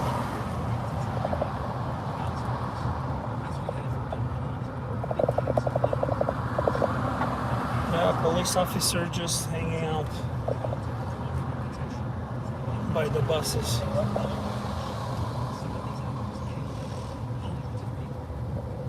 Stores are boarded up here. Verizon. Crazy. I guess they're not gonna open for a while with all this looting going on. as hunters of humans. The man-eaters of Saba were two male mobs that terrorized construction workers on the Kenya-Uganda Railway in 1898. Ever more brazen attacks and almost daily killings over a 9-month spree, which brought to a fatal conclusion of a life related to encounter practices. But don't get thinking that this is just a past. I told Dr. Hugh didn't come to the university and the which develops conservation strategies for large communities in Tanzania. She started by telling me about the brutal reality of living with lions now. Southern Tanzania, for some reason, seems to be a bit of a hotspot for managing lions. So it's pretty quiet apparently here on Michigan Avenue. Nothing going on, so I'm just gonna head this way.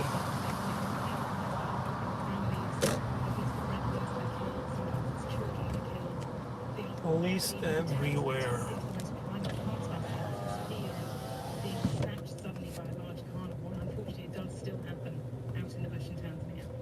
And have you got any idea what sort of numbers are involved, sort of annual death toll from this type of predation? Craig Packer looked at this in Tanzania and he estimated that it was around just over 50 people a year. In a high year, it could be about 140 deaths. Even in a low year, you're talking about 10 to 30 people being killed by lions, actively predating upon people as they go around their normal daily lives. And you think They were here on Michigan Avenue. Apparently, they looted a bunch of stores. Michigan Avenue State. active predation? I was there earlier. I saw the.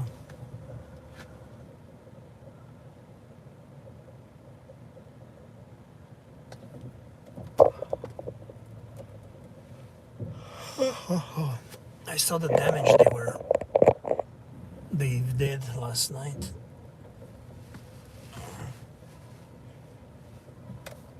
So in that case, lions absolutely knew these routes where humans would walk along with no sort of protection, with very little awareness of what was going on.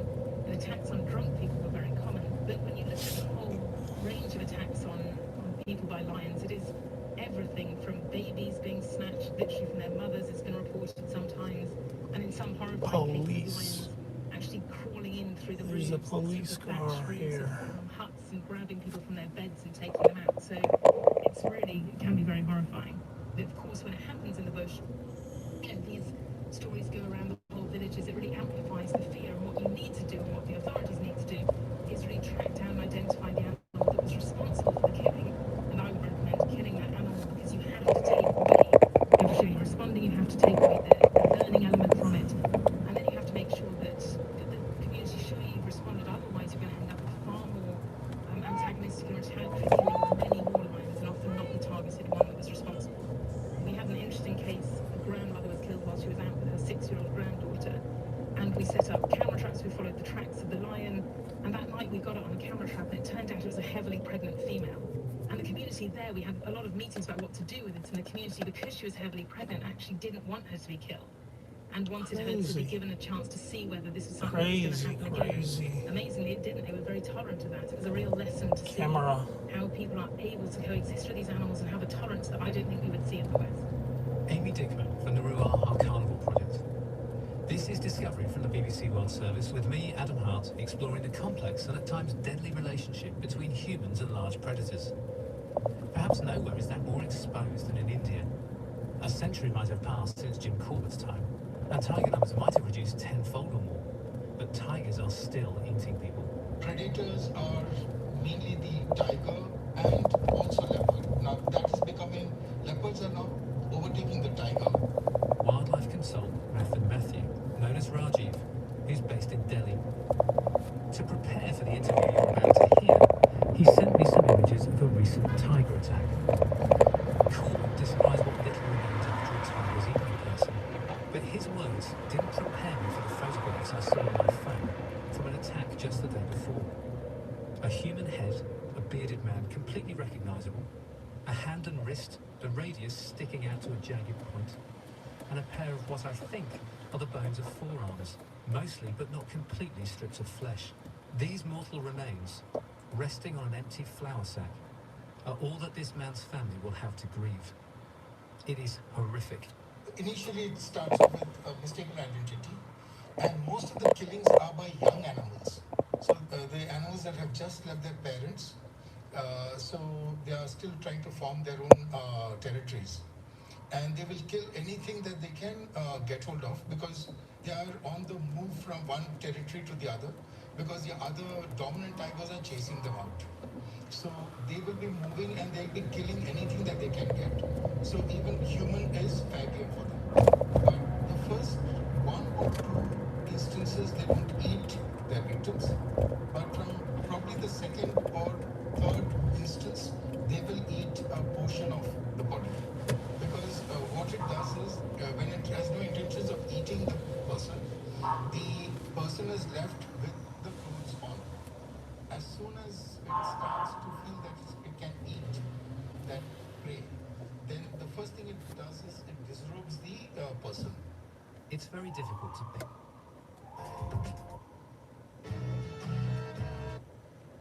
What he accomplished on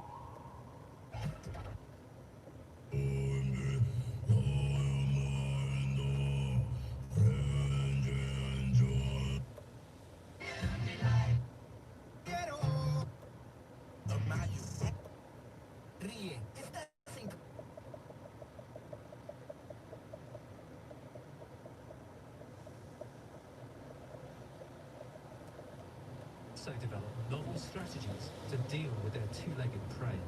They actually study the human being, because I've had this very interesting case where there was this old lady who used to come out of her house at around 4 in the morning to answer the call of nature. One of the tigers saw this light coming on every day at 4. So this animal came, and for a week it kept stalking this old lady. And one fine day it came and it lay next to her hut for 2 hours. And as soon as she opened the hut, she was picked up and she was taken. Some leopards also show remarkable guile. Rajiv shared a story about a particularly cunning individual. This leopard would show itself in the long grass, and when the people went chasing after it, it would sneak into the village and pick up a child, a baby, a 2-3-year-old. That was his preferred prey. Very, very, very smart way of hunting. Predator-prey relationships are often complex, and both sides have a part to play in the patterns we see. Nowhere is that more the case than when we prey, because of course at times we have been, and are, the predator too. Tigers were once hunted extensively throughout India and beyond. Rajiv believes that this unusual balance, the pressure we have put on tigers and their habitat, and recent conservation successes account for the problems we can see in modern-day India. Tiger populations are growing. Just now, even India doesn't believe in hunting for sport or culling. So there's no way that in the foreseeable future at least, that any hunting will happen for tigers. The problem with most of the areas that have tigers is that they're islands. There are parks, there are buffets, there's a bit of forest around it. But beyond that, it is all human settlements. Just now in Chandrapur district of Maharashtra, they want to shift 50 tigers. Now 50 tigers, where do you shift? Well, I guess the problem is you need to move them to somewhere else, but then you've got a territorial animal being moved into an area where presumably there's already tigers present. Yes.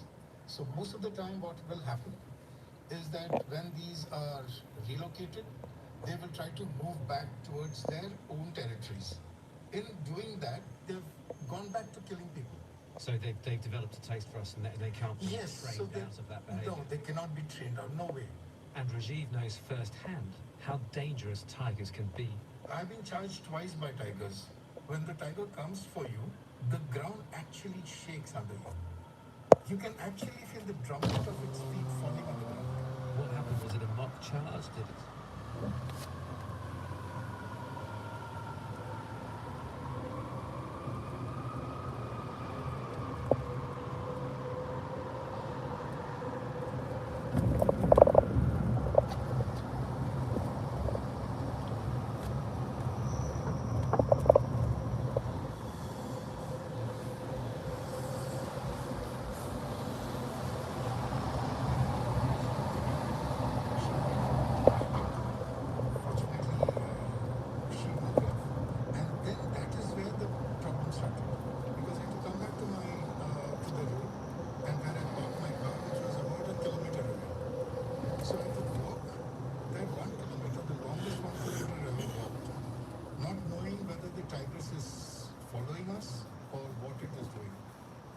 That 1 kilometer walk was the longest 1 kilometer ever with my heart in my mouth. Tales of man-eating tigers or lions, We're by the however city horrific, hall. There's may seem reassuringly far away. But there is another predator. a much bit of a closer to traffic my around home, here. The wolf. Wolves are increasing in numbers and range across Europe, and many want them back in the UK too. So, with these magnificent hunters on our doorstep, I wanted to find out more about what it's like to be on the ground with them. If you track for long enough, then you will start to see them. They will start looking for tracks in your tracks because they know you're there straight away. Troy Bennett is a wolf tracker, guide and educator who works in the wild forests of southern France. Wolves pervade so much of our culture and mythology that separating fact from fiction is difficult. Wolfish people, lone wolf terrorists, werewolves, and keeping the wolf from the door all suggest a very long and complex relationship between us and them. And, as with other species, that relationship can evolve. Everyone says, oh, you know, wolves don't attack humans, but I've got access to really old French church records that say a little girl was killed by a wolf in the forest. But as we develop weapons, we started systematically wiping them out. And we systematically wipe them out not just because they lose them, but also to protect ourselves and our children. If a wolf comes in and it kills a couple of your sheep, yes, you will go out and hunt it, but if you don't find it, it's no big thing, you just adapt your methods. But if a wolf kills one of your kids, then everyone will go out. And that wolf and all its family and every wolf around, even if they had nothing to do with it, will be systematically killed. And that used to happen. So over millennia, wolves become scared of us, which is why they're such timid animals these days. Because they know humans are trouble. Humans are trouble. We shouldn't forget that. Predators kill hundreds of people every year, but that number is tiny compared to the numbers of predators we kill and have killed over the years. Of course, those numbers are meaningless to the people on the wrong end of the predator-prey seesaw. And this relationship is even more problematic when predators move into new areas. The original first wolves found in the Alpes in France was around 92, and the big problem started around 98. The wolves were systematically attacking domestic flocks. Where I lived, we lost hundreds and hundreds of sheep in the first year, and they were shooting the wolves and chucking them on the mayor's doorstep or on his car. They were hanging them from lampposts with the wolf must be killed. And once the wolves start living with people around them again, they start to become human habituated, and then we'll see problems, and they'll start killing pets, and then like they do in America and in India and Northern Africa, they'll start targeting people again. And that, you know, is inevitable. They're a predator, and that's what will happen. Lions, tigers, wolves and other large predators are magnificent and incredibly important ecologically, but they are more than that. They're a part of our history, our culture, and the story of our emergence as a species. Predators have been incredibly influential on our evolution as humans. Our ancestors at some point left behind the safety of the forest and started to venture out on the African plains, and at that point they were incredibly vulnerable. I think that probably today we forget about how important that was, and that was a daily threat that our ancestors had. And I think it probably was part of the drive to make us even more social as animals as well. Alice Foxx. We want a world where these animals thrive, but we have to realise that it's often poor, rural people far away that pay the price. So, how can we keep that predator-prey relationship in balance and give predators the space they need to keep us off the land? Amy Dickman thinks that humans acting as predators could be one solution. So one thing we can do is protect. This 7-Eleven is playing a loud classic music.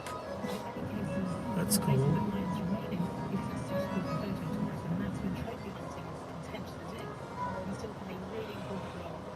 Oh gosh.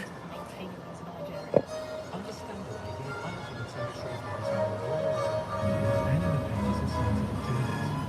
It is a contentious and difficult area, far more complex than many on both sides often care to admit.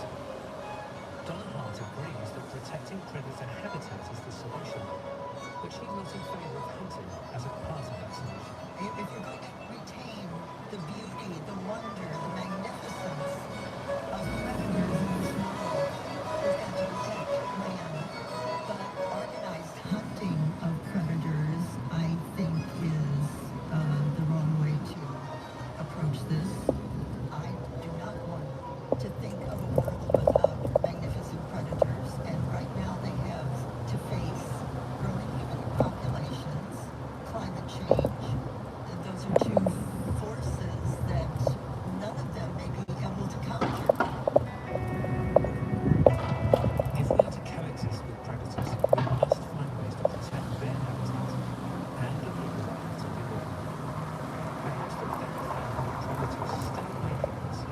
emotions deeply embedded in our psyche may turn out to be the key to protecting them.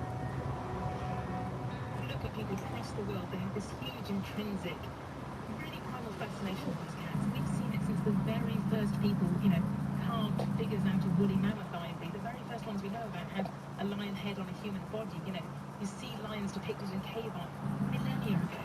And so I think it's so strong that if we could translate that value, that fascination that we have with them, effectively down to these local people who are still bearing the day-to-day risks and costs of living with these species, we could really enable the coexistence and the conservation of these cats in a meaningful way. And at the moment, we see more killing, and then of course we see the species being increasingly threatened. And I think that's a really devastating situation. This episode of Discovery was originally broadcast on BBC Radio 4.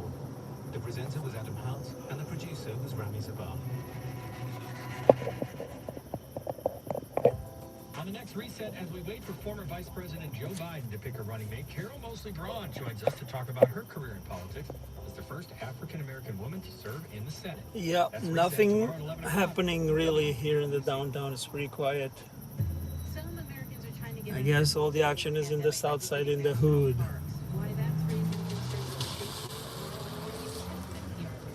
That's from 5 to 9 tomorrow. Yeah, I should stop by a gas station to see if they have any.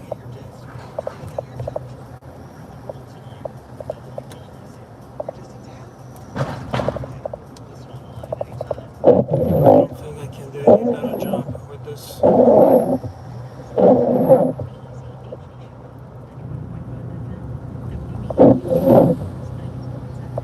I gotta do an inside cleaning as well of the windshield.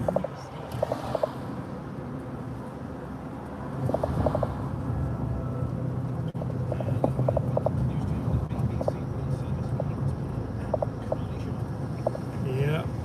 Thank you for joining us. Our top story this what next will happen as the country's government resigns following days of protests after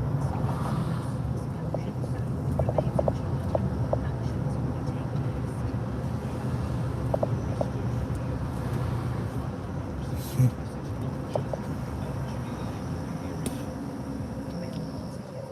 Scientists who have managed to reconstruct the history of Antarctica's melting ice sheets. Also on the way, the business looking at the issue of relationships between dove and how it led to the fall of a very big cheese. And Matthew Kenyon with the sports news. Yep, most likely gotta do an inside cleaning of the car. It's pretty messed up.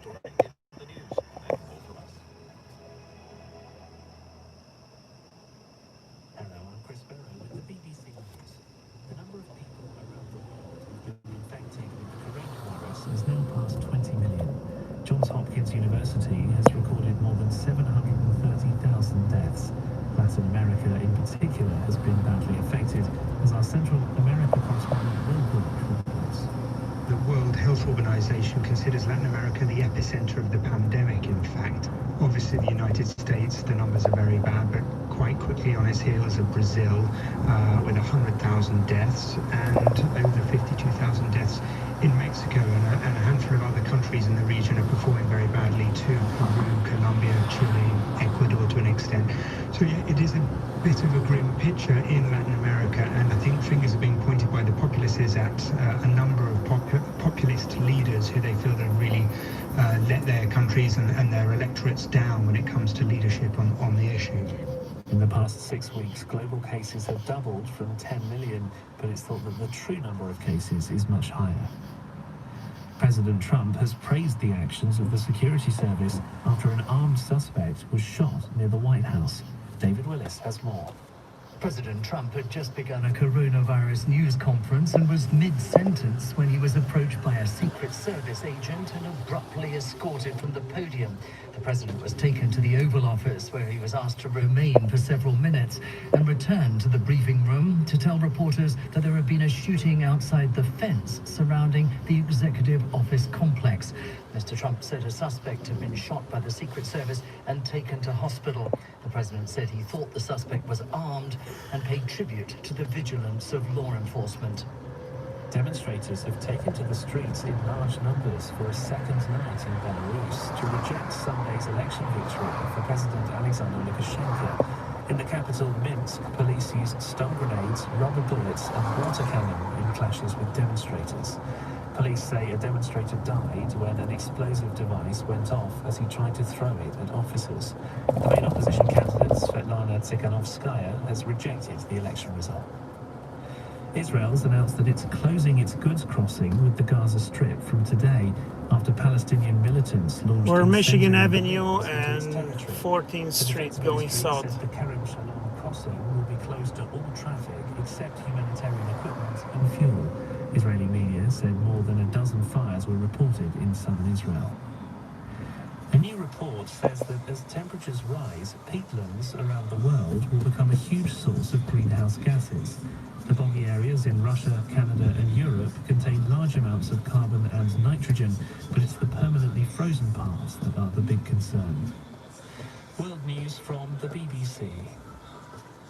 The security forces in Nigeria have arrested 8 people suspected of involvement in recent attacks in the northwestern state of Kaduna, in which more than 30 people have been killed. Chris Walker reports. This is the first major arrest by troops of Operation Safe Haven, a special military task force charged with maintaining peace in the area. Addressing journalists in Kafacha on Monday, head of the task force, Colonel David Nwakonobi, said the arrests were made in 2 communities based on intelligence. He explained that the suspects were arrested with various weapons in their possession, including locally fabricated pump-action guns, machetes, and motorcycles. The Human Rights Agency in Guatemala says a French activist working with indigenous groups has been shot dead. The agency said Benoit Maria, the head of a farming NGO, was killed while driving a van near the indigenous village of San Antonio in Atenango. The motive for the attack is not known.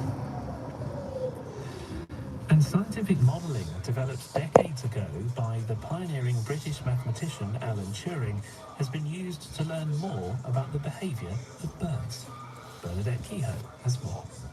Researchers Yeah, they won't lead me to anything. They are just hanging around downtown. Behaviours causing the patterns.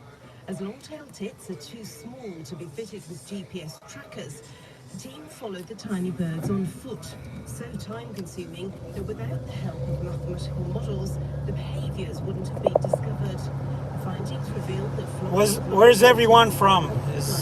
Are most of the people from Chicago or somewhere else? Where are you guys from?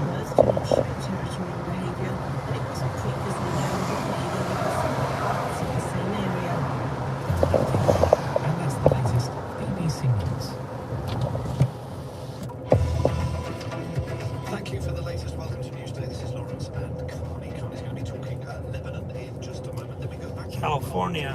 other stories as well as Cool. the arrest of Jimmy Lai. We were Massachusetts, nice. during the program yesterday. There's plenty more. Texas, all over the place. How's the COVID in Texas? Worrying news as well about Arctic ice. Researcher joins us in about 20 minutes' time. We've got sport, we've got business as well. Will Bay talking about trouble in the McFamily. All that coming up here on Newsday. Yeah, we're doing good on COVID, but not so good on the looting and other crazy things. has resigned following days of angry demonstrations after last week's massive explosion. I've been speaking to Hanin Gada. She's a Lebanon expert at the Washington Institute in the United States. So what's her reaction and what does this resignation mean? It's really symbolic, but it's not going to change anything. But it is an attempt by the authorities to calm the street because they realize how people are angry, and it's also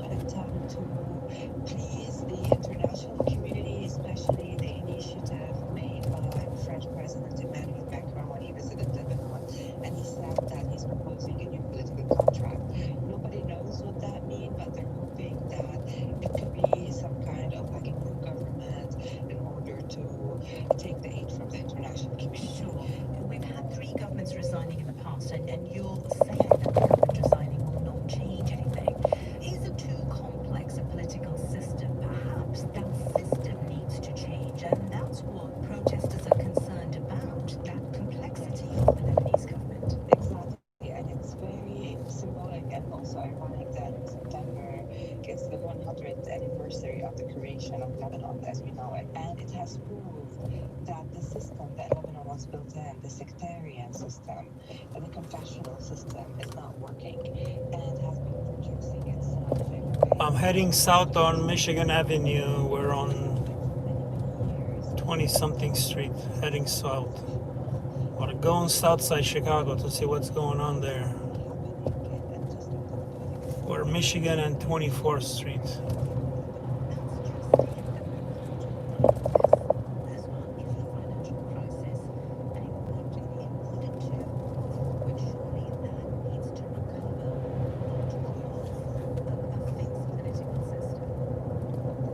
Yeah, south side.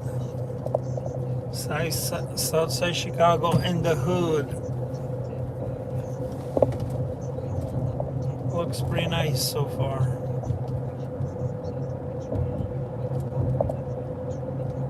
Checking out the neighborhoods. It's pretty quiet around here.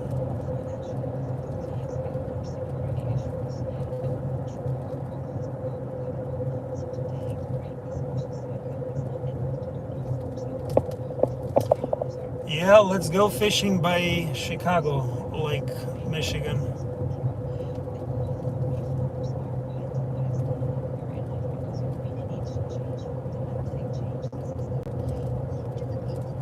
Okay, we're 31st Street, heading south.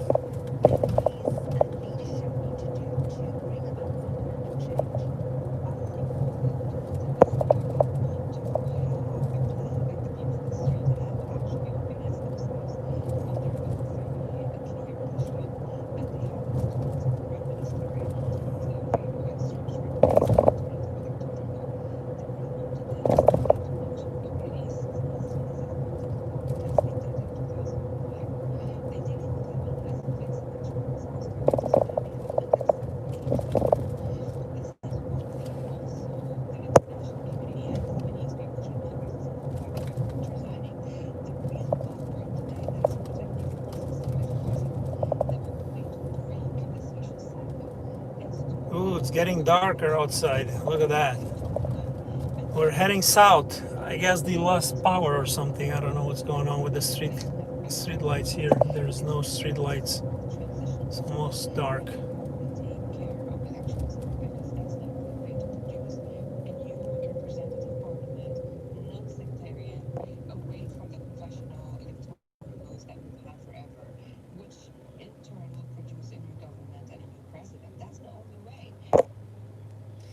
Lebanon expert at the Washington Institute in the United States, Maddy Quinn.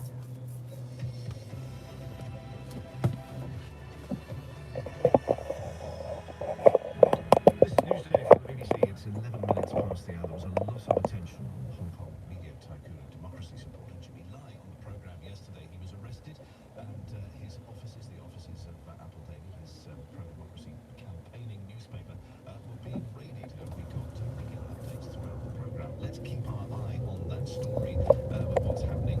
This, of course, is in the aftermath of the use and application of the new security law in Hong Kong. Government there said there was nothing to worry about. Campaigners said. Oh, there's more light here. Let's see. People arrested. That seems to be what we're seeing now. We're going to talk about some of the other people who have been arrested, not just Jimmy Lai. But let's begin with the latest developments in his arrest.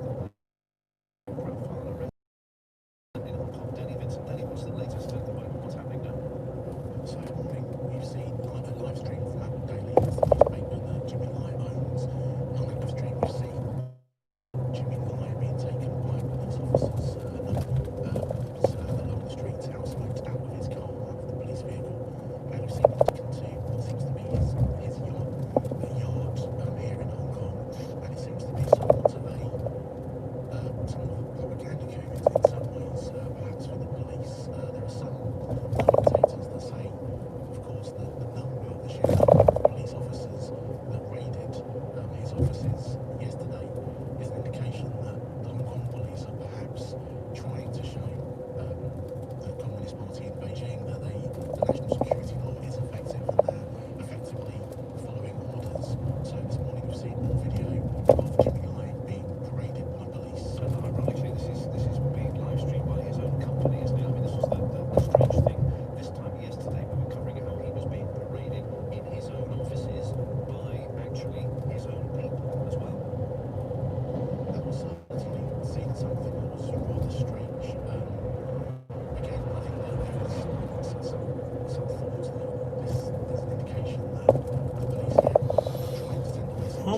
Michigan 41st Street. Nothing here. Such a high profile activist would be See what's going on. and then afterwards we see the offices being raided in real time. So yeah. Now let's not only talk about Jimmy Lai. There's another high-profile figure arrested, Agnes Chow. People may well have seen her standing. I mean, there's countless pictures of her standing with Joshua Wong, another well-known campaigner as well. She was of that generation, a sort of very different generation to Jimmy Lai. Tell us a little bit more about her and what the messages in her arrest are. Agnes is from another generation. She's 23 years old. She became famous, if you like, in 2014 during the umbrella protest movement. That's also the same time when Joshua Wong sort of rose to prominence. Yeah, it's 11:15 here, Chicago time. During the protest movement last year, she took somewhat of a back seat. Of course, the protest movement last year was seen as leaderless, faceless. At the same time, she was already facing imprisonment, actually, for some involved in the protest last year. So it did come as a surprise that she became the next high-profile person to be arrested under this new law. In the evening here in Hong Kong, we saw pictures of her being taken out of her home by a number of police and went to a car. And once again, it seems that things are changing so quickly here in Hong Kong. Everyone's trying to analyse what actually the recent events mean. But again, it seems that it's a warning to activists that under the new national security law, the authorities here are very serious about implementing the changes. Pretty clear warning as well, Danny. Many thanks indeed, our correspondent in Hong Kong, Danny Vincent. Let's get the sports news now with Matthew. Hi, Connie. Monday was the start. Oh, there's a gas station here. Let's try to wash the windows. See if they have any To get both their major competitions played cleaning stuff for the windows. Germany, Manchester United and Inter Milan through to the semi-finals. In the hood. Let's see. Do they have any window shit? Oh shit. Whilst Inter's Romelu Lukaku scored for the 9th Europa League in a game in a row as they won 2-1. That is a record for him. They don't have the Either Wolves or Sevilla in the semis. Inter will take on Shakhtar Basel. cleaning stuff. Tuesday.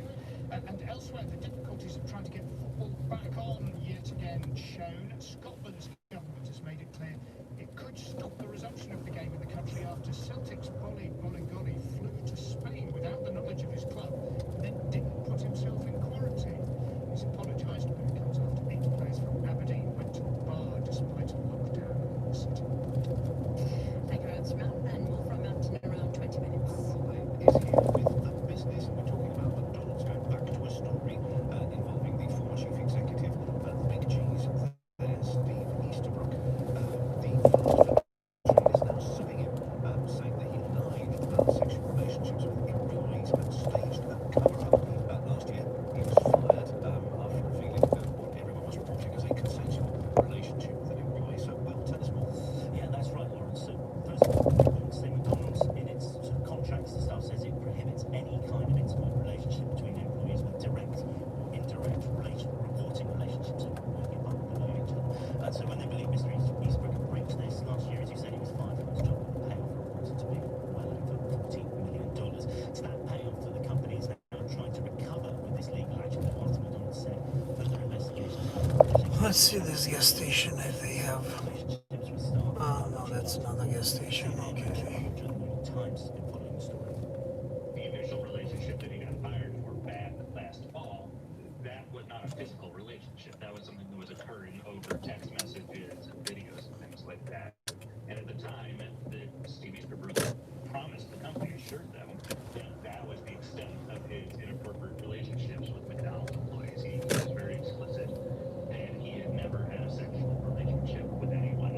And now, 8 months later, it turns out that according to McDonald's at least, that was not true, and that there were sexual relationships, in fact, with 3 different McDonald's employees at the time that he was CEO.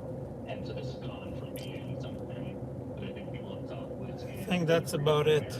McDonald's, and now That's about it. because at the time McDonald's did not think this was justification for firing him for cause. walk away with severance pay and pre-existing benefits worth well over $400.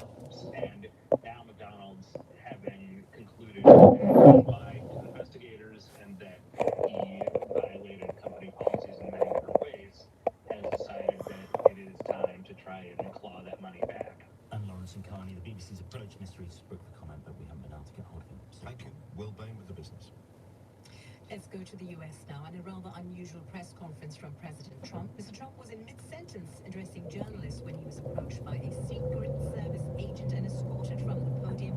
Minutes later, he returned and gave this update.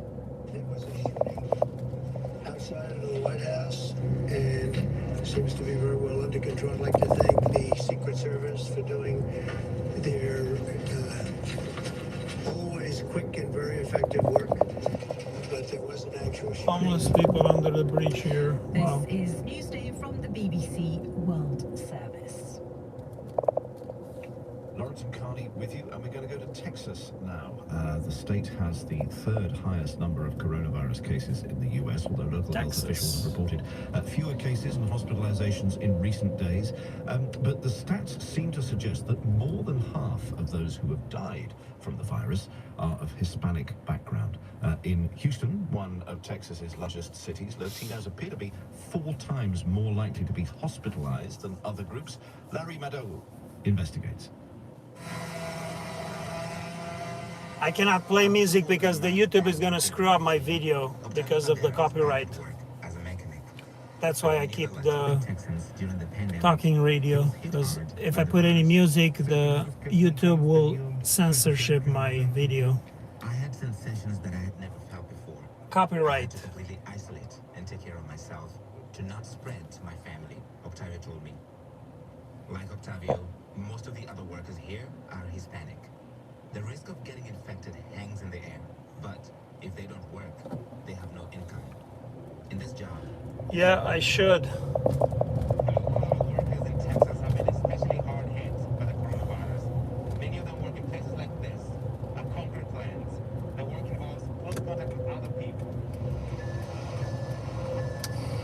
This is Octavio's colleague, Aaron Schumann, a truck driver. He took 2 weeks off as a precaution, but couldn't stay off indefinitely, so he came back.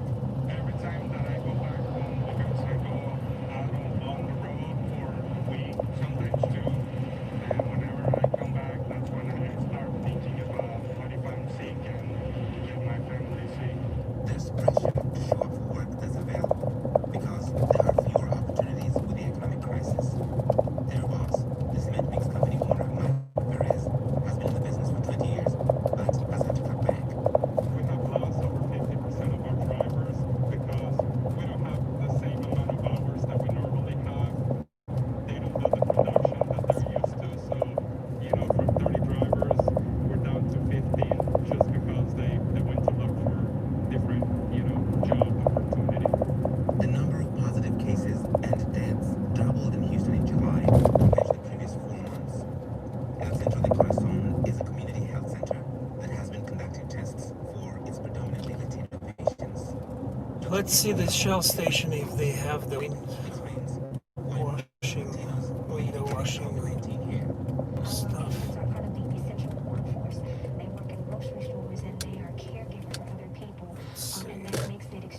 Oh, here we go. They have. Nice.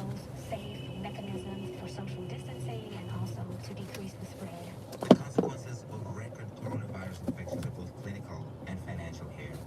Fearing a language barrier with immigrants from Latin America. Let's see.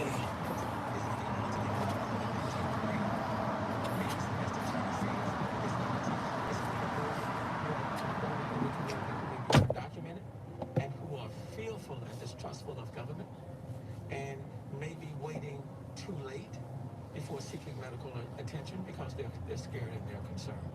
And so we really have to be very focused, very targeted in addressing the barriers, the fears, the anxiety that exists.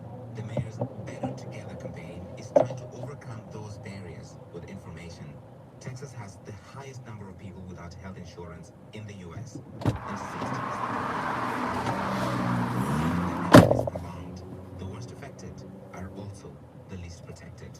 Larry Madowo reporting from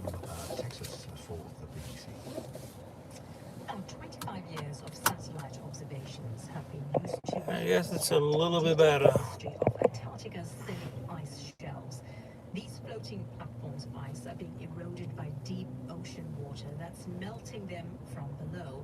Scientists say the shelves have lost enough ice over the period to fill America's Grand Canyon. I've been speaking to one of the researchers, Sushil Adusumili. This could be happening due to climate change, but for Yeah, I will when I'll get home. A 50-year or longer record, 25 years is the best we could do with the satellite data that we have available. Going into the future, we might be able to attribute it easily, but there is kind of theory that suggests that this could happen due to climate change.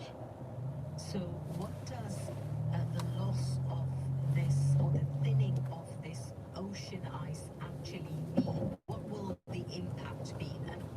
So there's two impacts. First, the ice shelves exert a force on the ice sheet behind it, on the grounded ice behind it.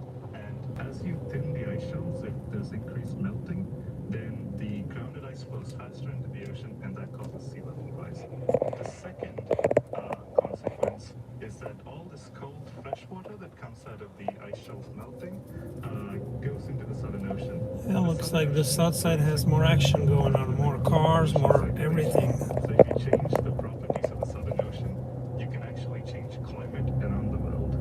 When you talk about the change in the Southern Ocean, what exactly do we mean? Because we understand rising sea levels, but what sort of change in the ocean would actually then change the oceans around it, and what sort of impact will that ultimately have? So there's a lot of ocean masses around the world kind of go through the Southern Ocean at some point in their path. So the Southern Ocean has a particular temperature and a salt content, and the temperature is usually warmer than freshly melted ice and is more salt than freshly melted ice. So when you add a lot of ice melt to the Southern Ocean, you can change the properties of all the water masses that go through it.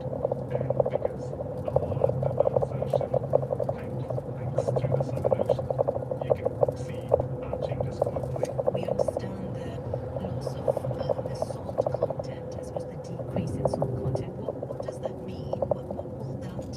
How will that affect the other oceans that are linked to the Southern Ocean? If you increase your ice melt, you'll actually delay the rise of surface temperatures around the world. The second potential consequence is if the surface of the Southern Ocean is cooler, you can form sea ice more easily. So it's actually a negative consequence, even though Antarctic sea ice increasing might sound like a good thing. Can this be fixed, or is that just a silly question to ask? I think the current models, and they're still in their infancy, kind of predict that under a lower emission scenario, the melting of the ice shelves might decrease, so there might be less warm water going under the ice shelves. And one of the things our data tries to do is actually provide a good data set for the people who project ice loss into the future, so that they can improve their uncertainties and give us better predictions. Will the 25-year study become eventually a 50-year study? Yeah, so we hope that our lab, especially, will be committed to continuing this study into the future. So we have a new satellite mission from NASA, ISAT-2, and that will be added on to this in the future. So it will keep going. And we can only go forward because there isn't much data going before 94. I wanted to know, how does the satellite mission, how does it actually work? What This does is it do Southside Chicago, to enable this detection? where Garfield and Halstead. The height of the ice, but we kind of know that 10% of the ice is always above water. And Southside Chicago. that's kind of the standard of what we learn with ice. We're in So the you can use that to measure rough neighborhoods of Chicago on Halstead. use an estimate of height to measure thickness, and then as you kind of, if you find that the thickness at the base of the ice shelf is decreasing, then you say it's because of ocean melting. That's one of the researchers looking at those ice shelves melting. Sushil Adusumili. This is used to be we're going to be talking about fish rot. That guy's not happy. I'm driving too slow for him. Namibia, because of allegations of corruption in the giving out of fishing quotas. Well, Namibia is giving out fishing quotas again. Of course, it's not going to be controversial at all when we speak to a journalist there about how they're going to make sure it's all done properly and above board.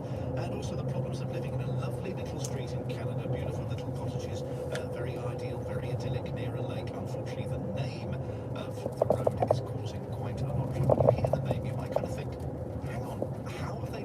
used that name before, like in the last 50, 60, 70 years. Interesting story, and I'm afraid you're going to have to stay tuned. And they will tell you what it's called. And one of the campaigning residents who says, I want to change the name of my street, and they're not letting him. Distribution of the BBC World Service in the U.S. is supported by Home Advisor, helping homeowners find the right pros for their home projects. Homeowners can now see upfront pricing and pay for over 100 projects with the Home Advisor app. And A to Z Wineworks, combining commerce with conscience. A to Z Wineworks is committed to offering food-friendly Pinot Noir, Pinot Gris, and Chardonnay. A to Z Wineworks, the essence of Oregon. Looking for a fun activity to do with your family, quarantine friends? Starting August 14th, lace up your shoes and explore Chicago's Culinary Scene during a month-long Curiosity Scavenger Hunt. For more, visit wbec.org/hunt. For general information and updated advisories about coronavirus in Illinois, search IDPH Corona and stay with 91.5 WBEZ and WBEZ.org for the latest news. This is WBEZ. Whole Foods, look at that. This is a... So we're on 63rd in the south side of Chicago.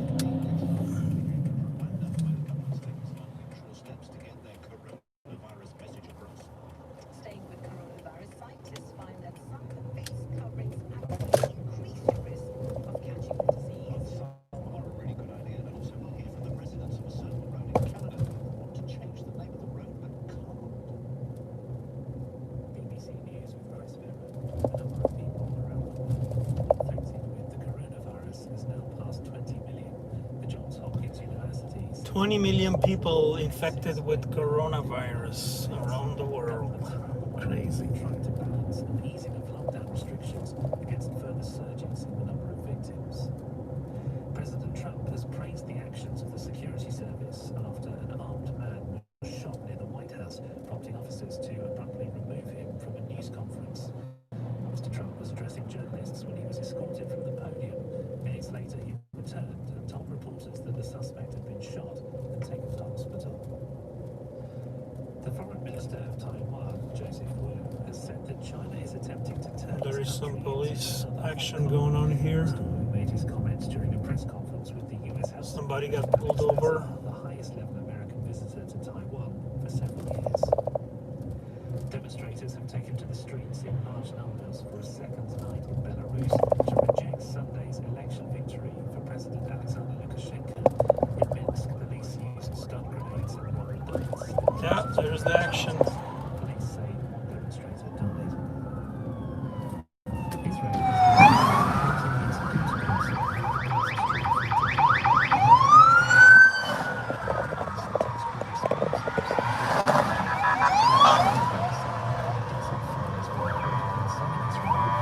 There's action going on. and the Human Rights Agency in Guatemala says the French There's action going on in the south side of Chicago. There are more coming.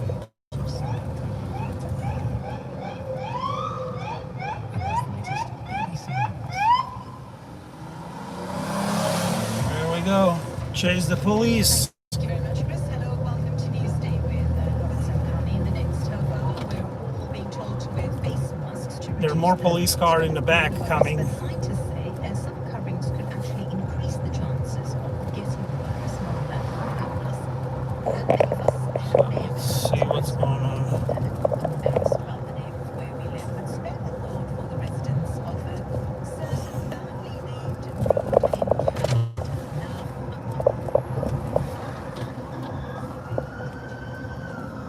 More cars from the back.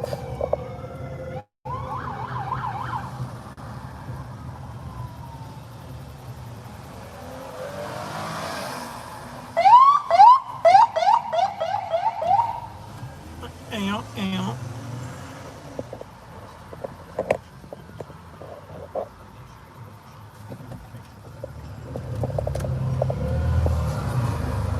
More car coming. Actually, we're just passing the Chicago Police Department here on the south side. There's more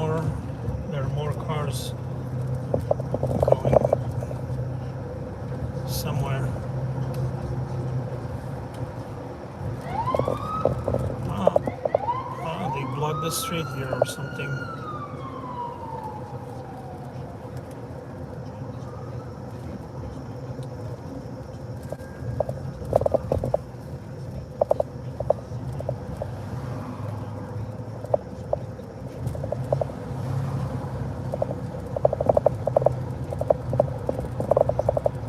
Passing Ashland, okay. Southwest, I don't know where.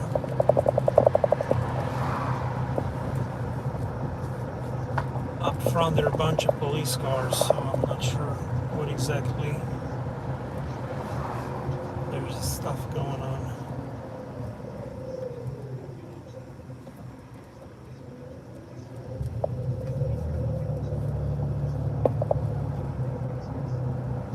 They're coming this way.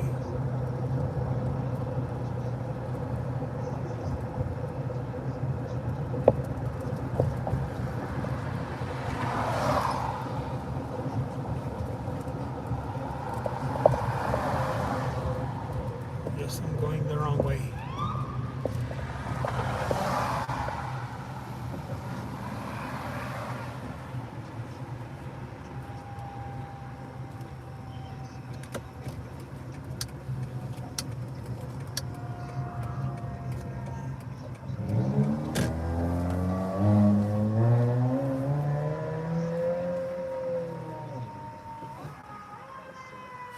That's crazy.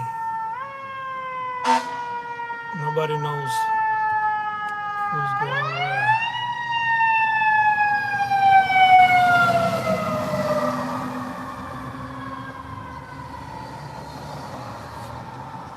Oh well. Should I go the other way?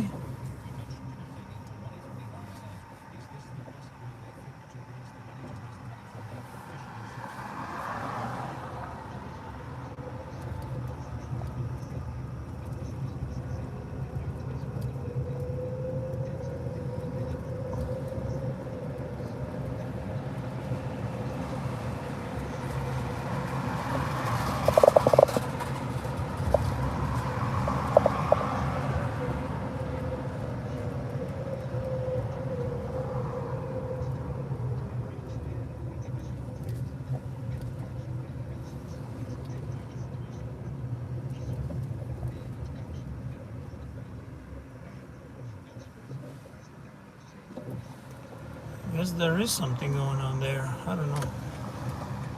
Let's go around there.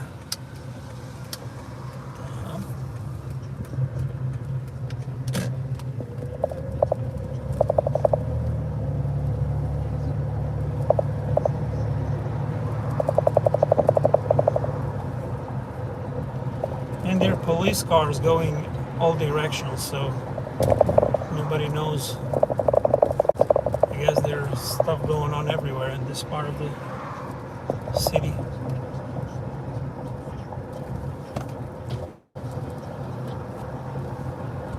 Yeah, looks like this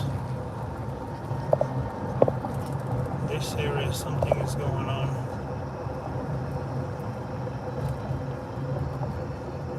They're going left and right everywhere.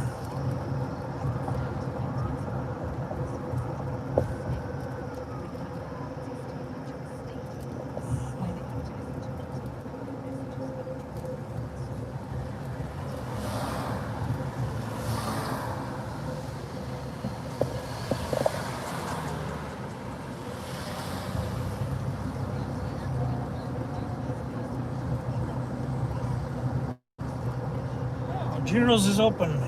Oh wow. Okay, so the police cars are going this way now.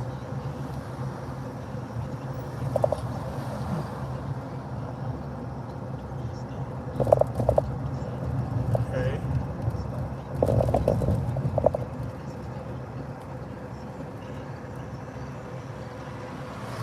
I just turned around, so I guess I'm gonna just turn around as well.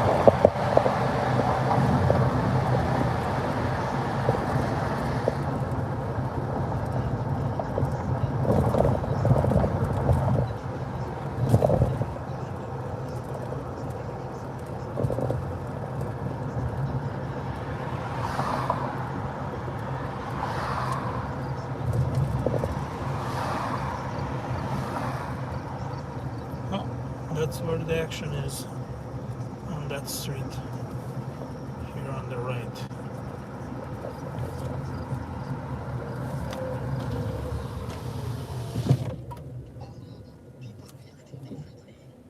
Some express happiness and say that Rwanda has been really effective, and you can tell from those numbers that I mean the numbers of people who are infected and the numbers of deaths so far, which are relatively low considering in the region. And you know, the Rwanda has been hailed for like being on the top in the fight of COVID-19.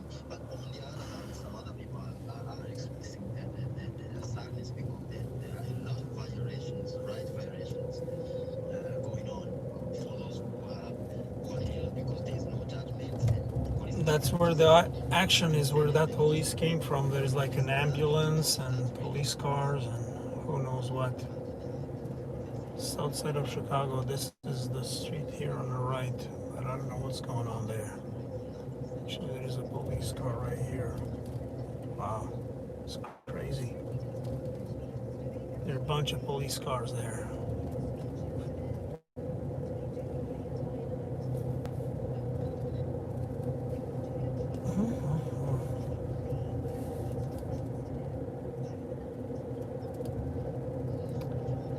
Yeah, 65th Street and Damon.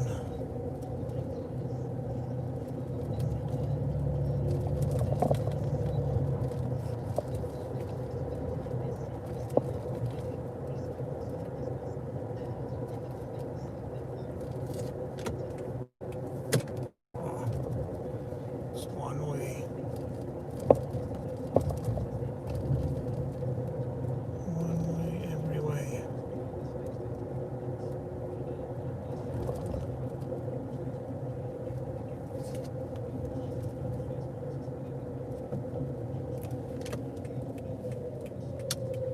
Let's check this.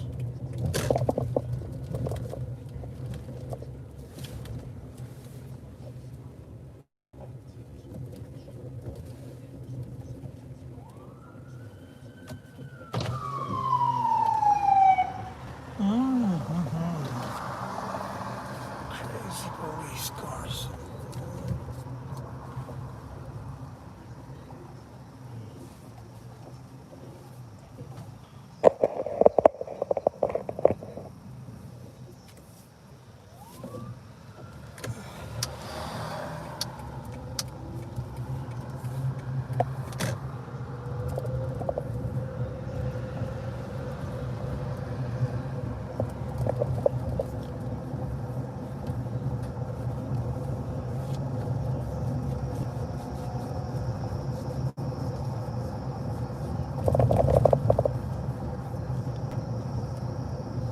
Yeah, we're in the hood. 60 something street here. Checking out what the hell is going on here.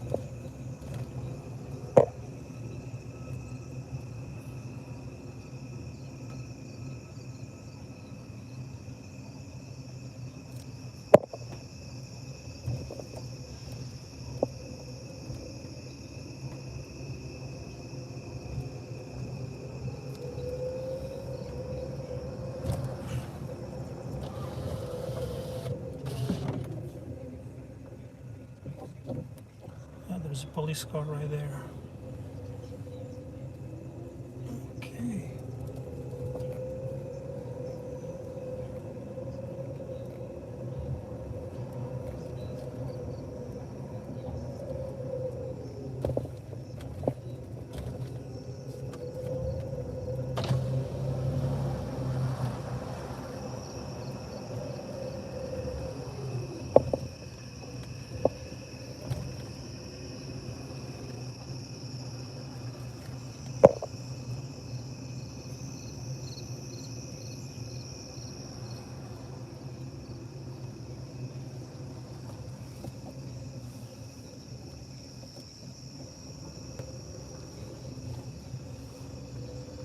That's where the police are.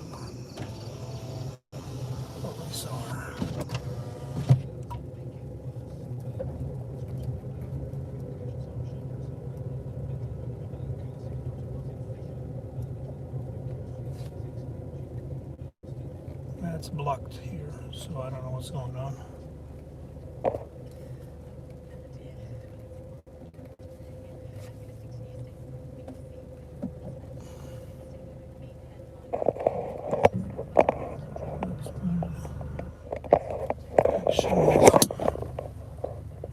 I don't know what's going on. There's something.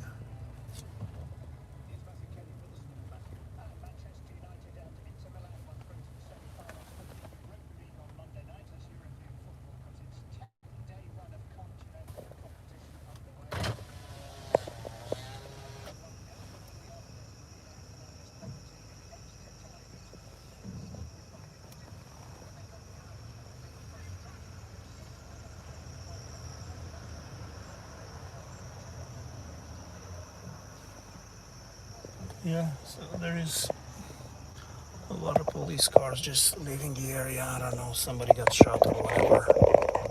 It's probably not a good idea.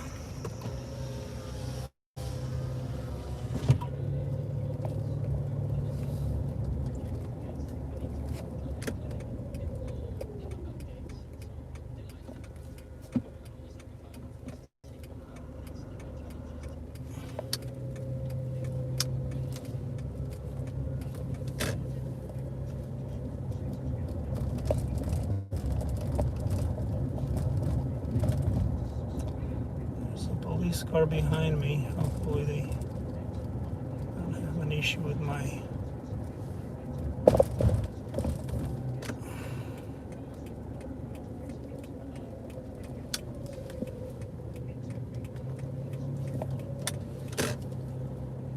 Police everywhere.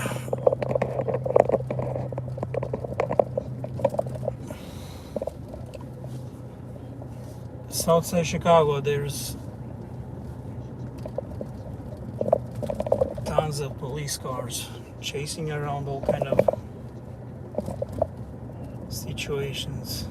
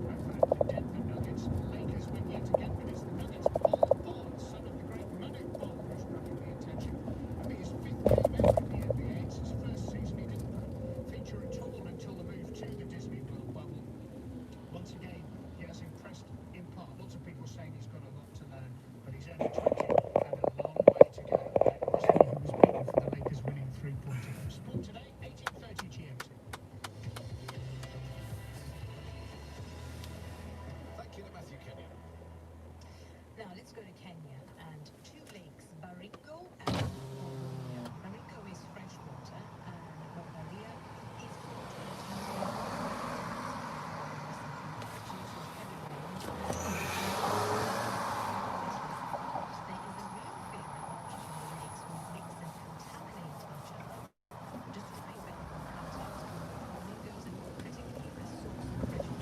on the streets.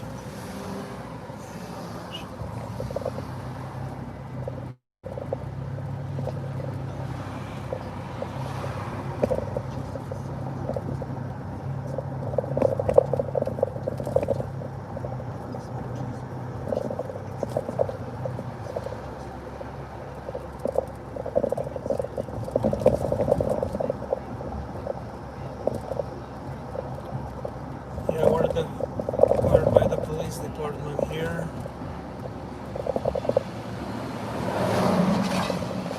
District 7 Police Department, Looms and 63rd.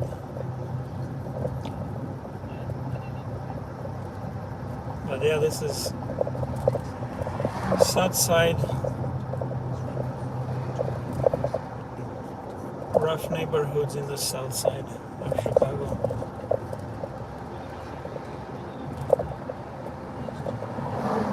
Every freaking weekend, at least 3, 4, or sometimes 10 people are getting killed.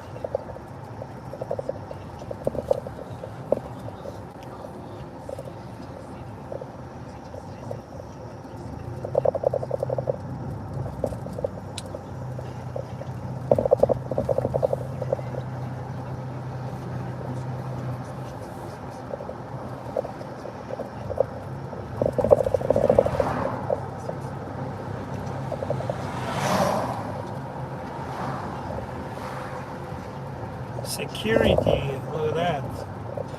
Security in the south side. Protecting businesses.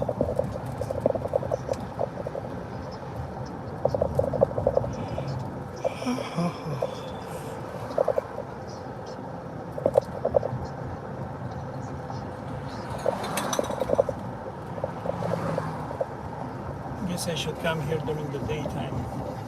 Whole Foods, I don't know, is it open? No, just police. Just a bunch of police officers by the Whole Foods, and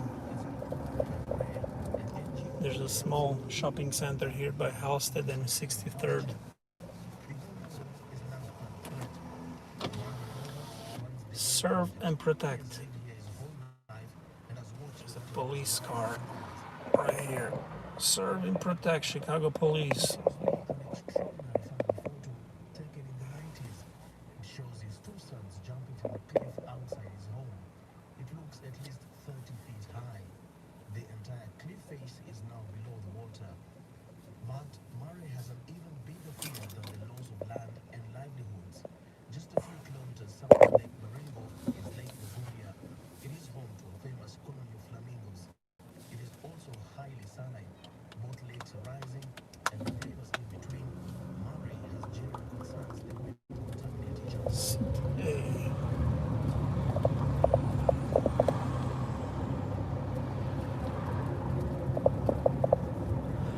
Kennedy King College. So they have schools too here. You just need to get educated.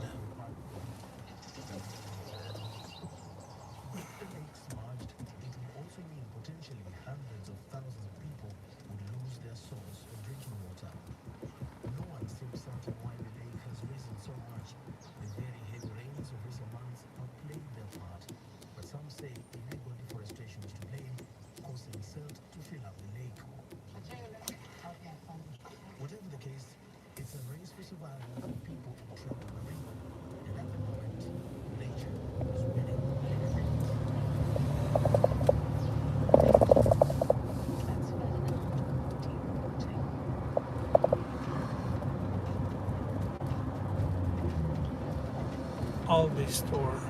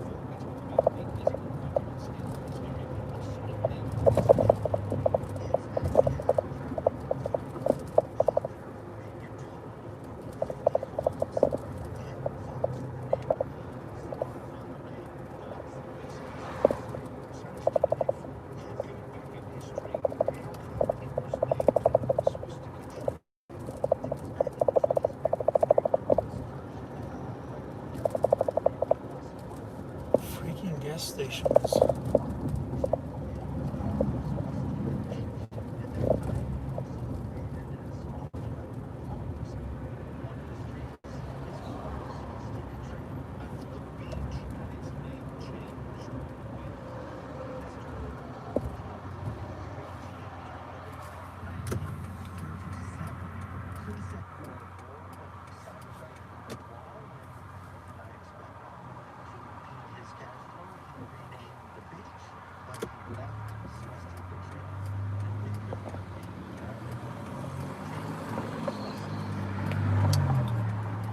Yeah, there is a curfew downtown from,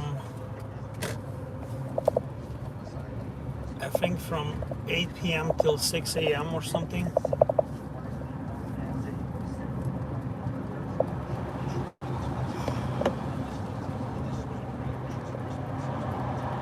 And we're back on the highway.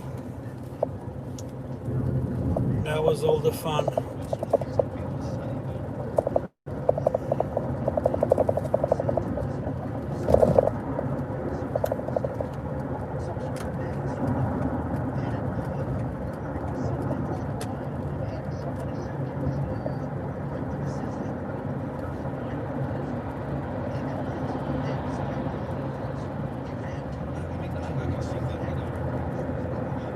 See that it's not only a pain to have to say you're not a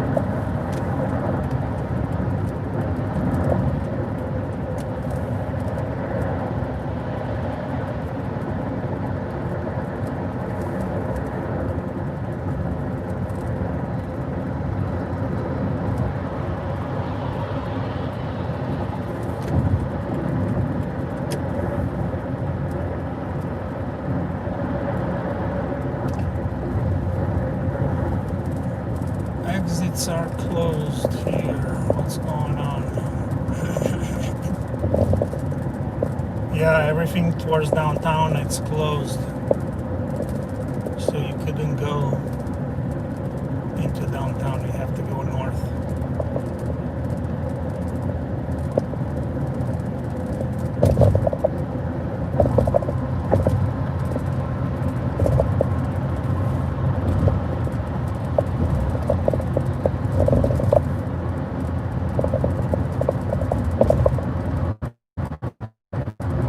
That's about it. Just the highway. My way or the highway. Chicago looks beautiful. Real clear skies tonight here in Chicago. I'm gonna see it in a minute.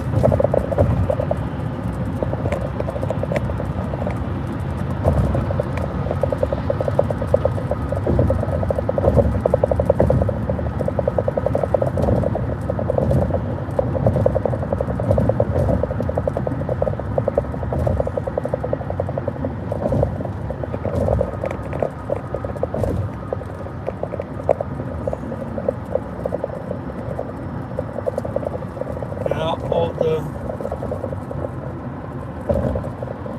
traffic is all the entrances towards downtown are closed, so there's a bunch of traffic jam.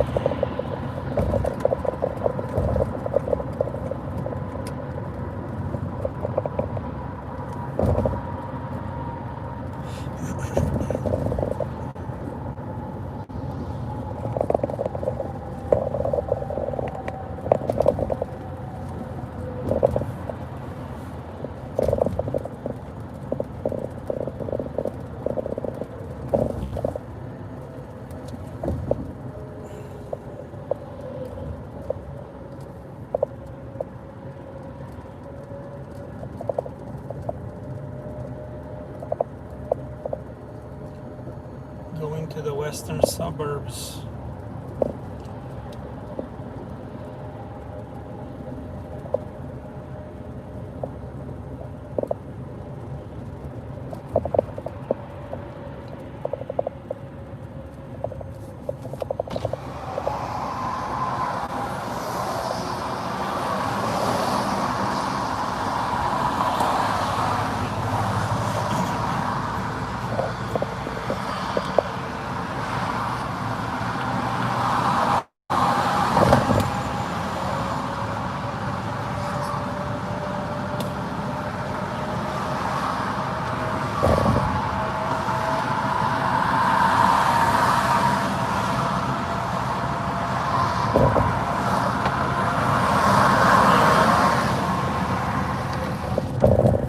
Entrances towards the city are closed, so there's backed up traffic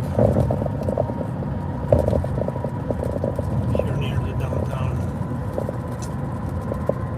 But that's about it. So thanks for watching, guys. I'm gonna turn off this live video pretty soon.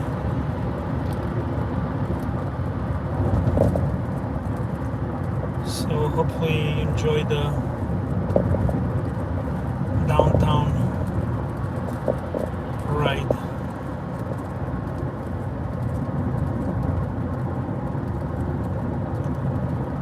And we'll see you next time.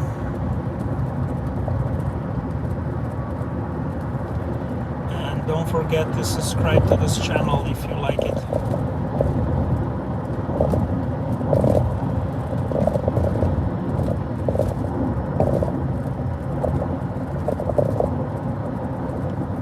So, all those downtown entrances are closed. As you can see, there are city trucks, the construction, the whatever, the plowing trucks are blocking all the entrances into the city.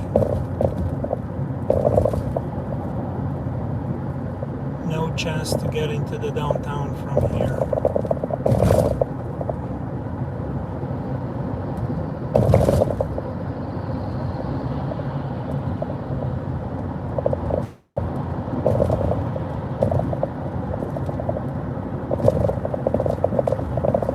And this will be the last entrance, Ohio Street.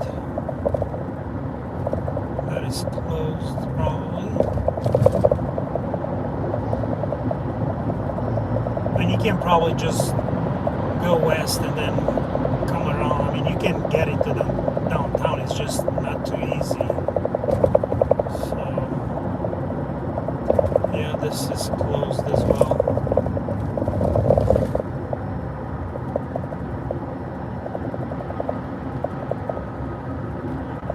And this is north.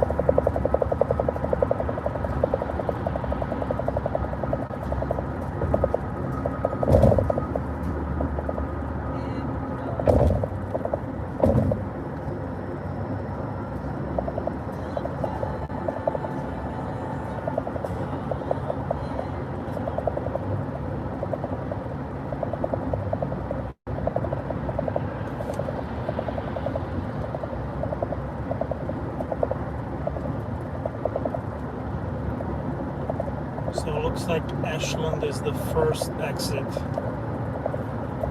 after downtown where you can get off the highway.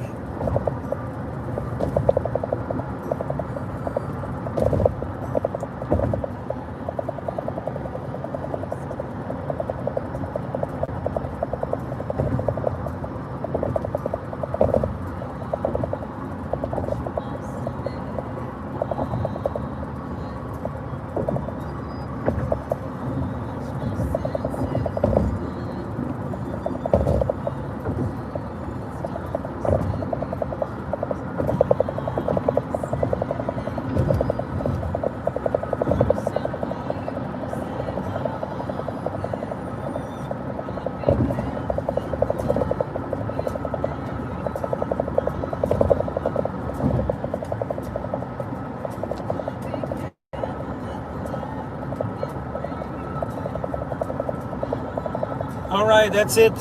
Good night, guys. I'll see you next time. Have a good night.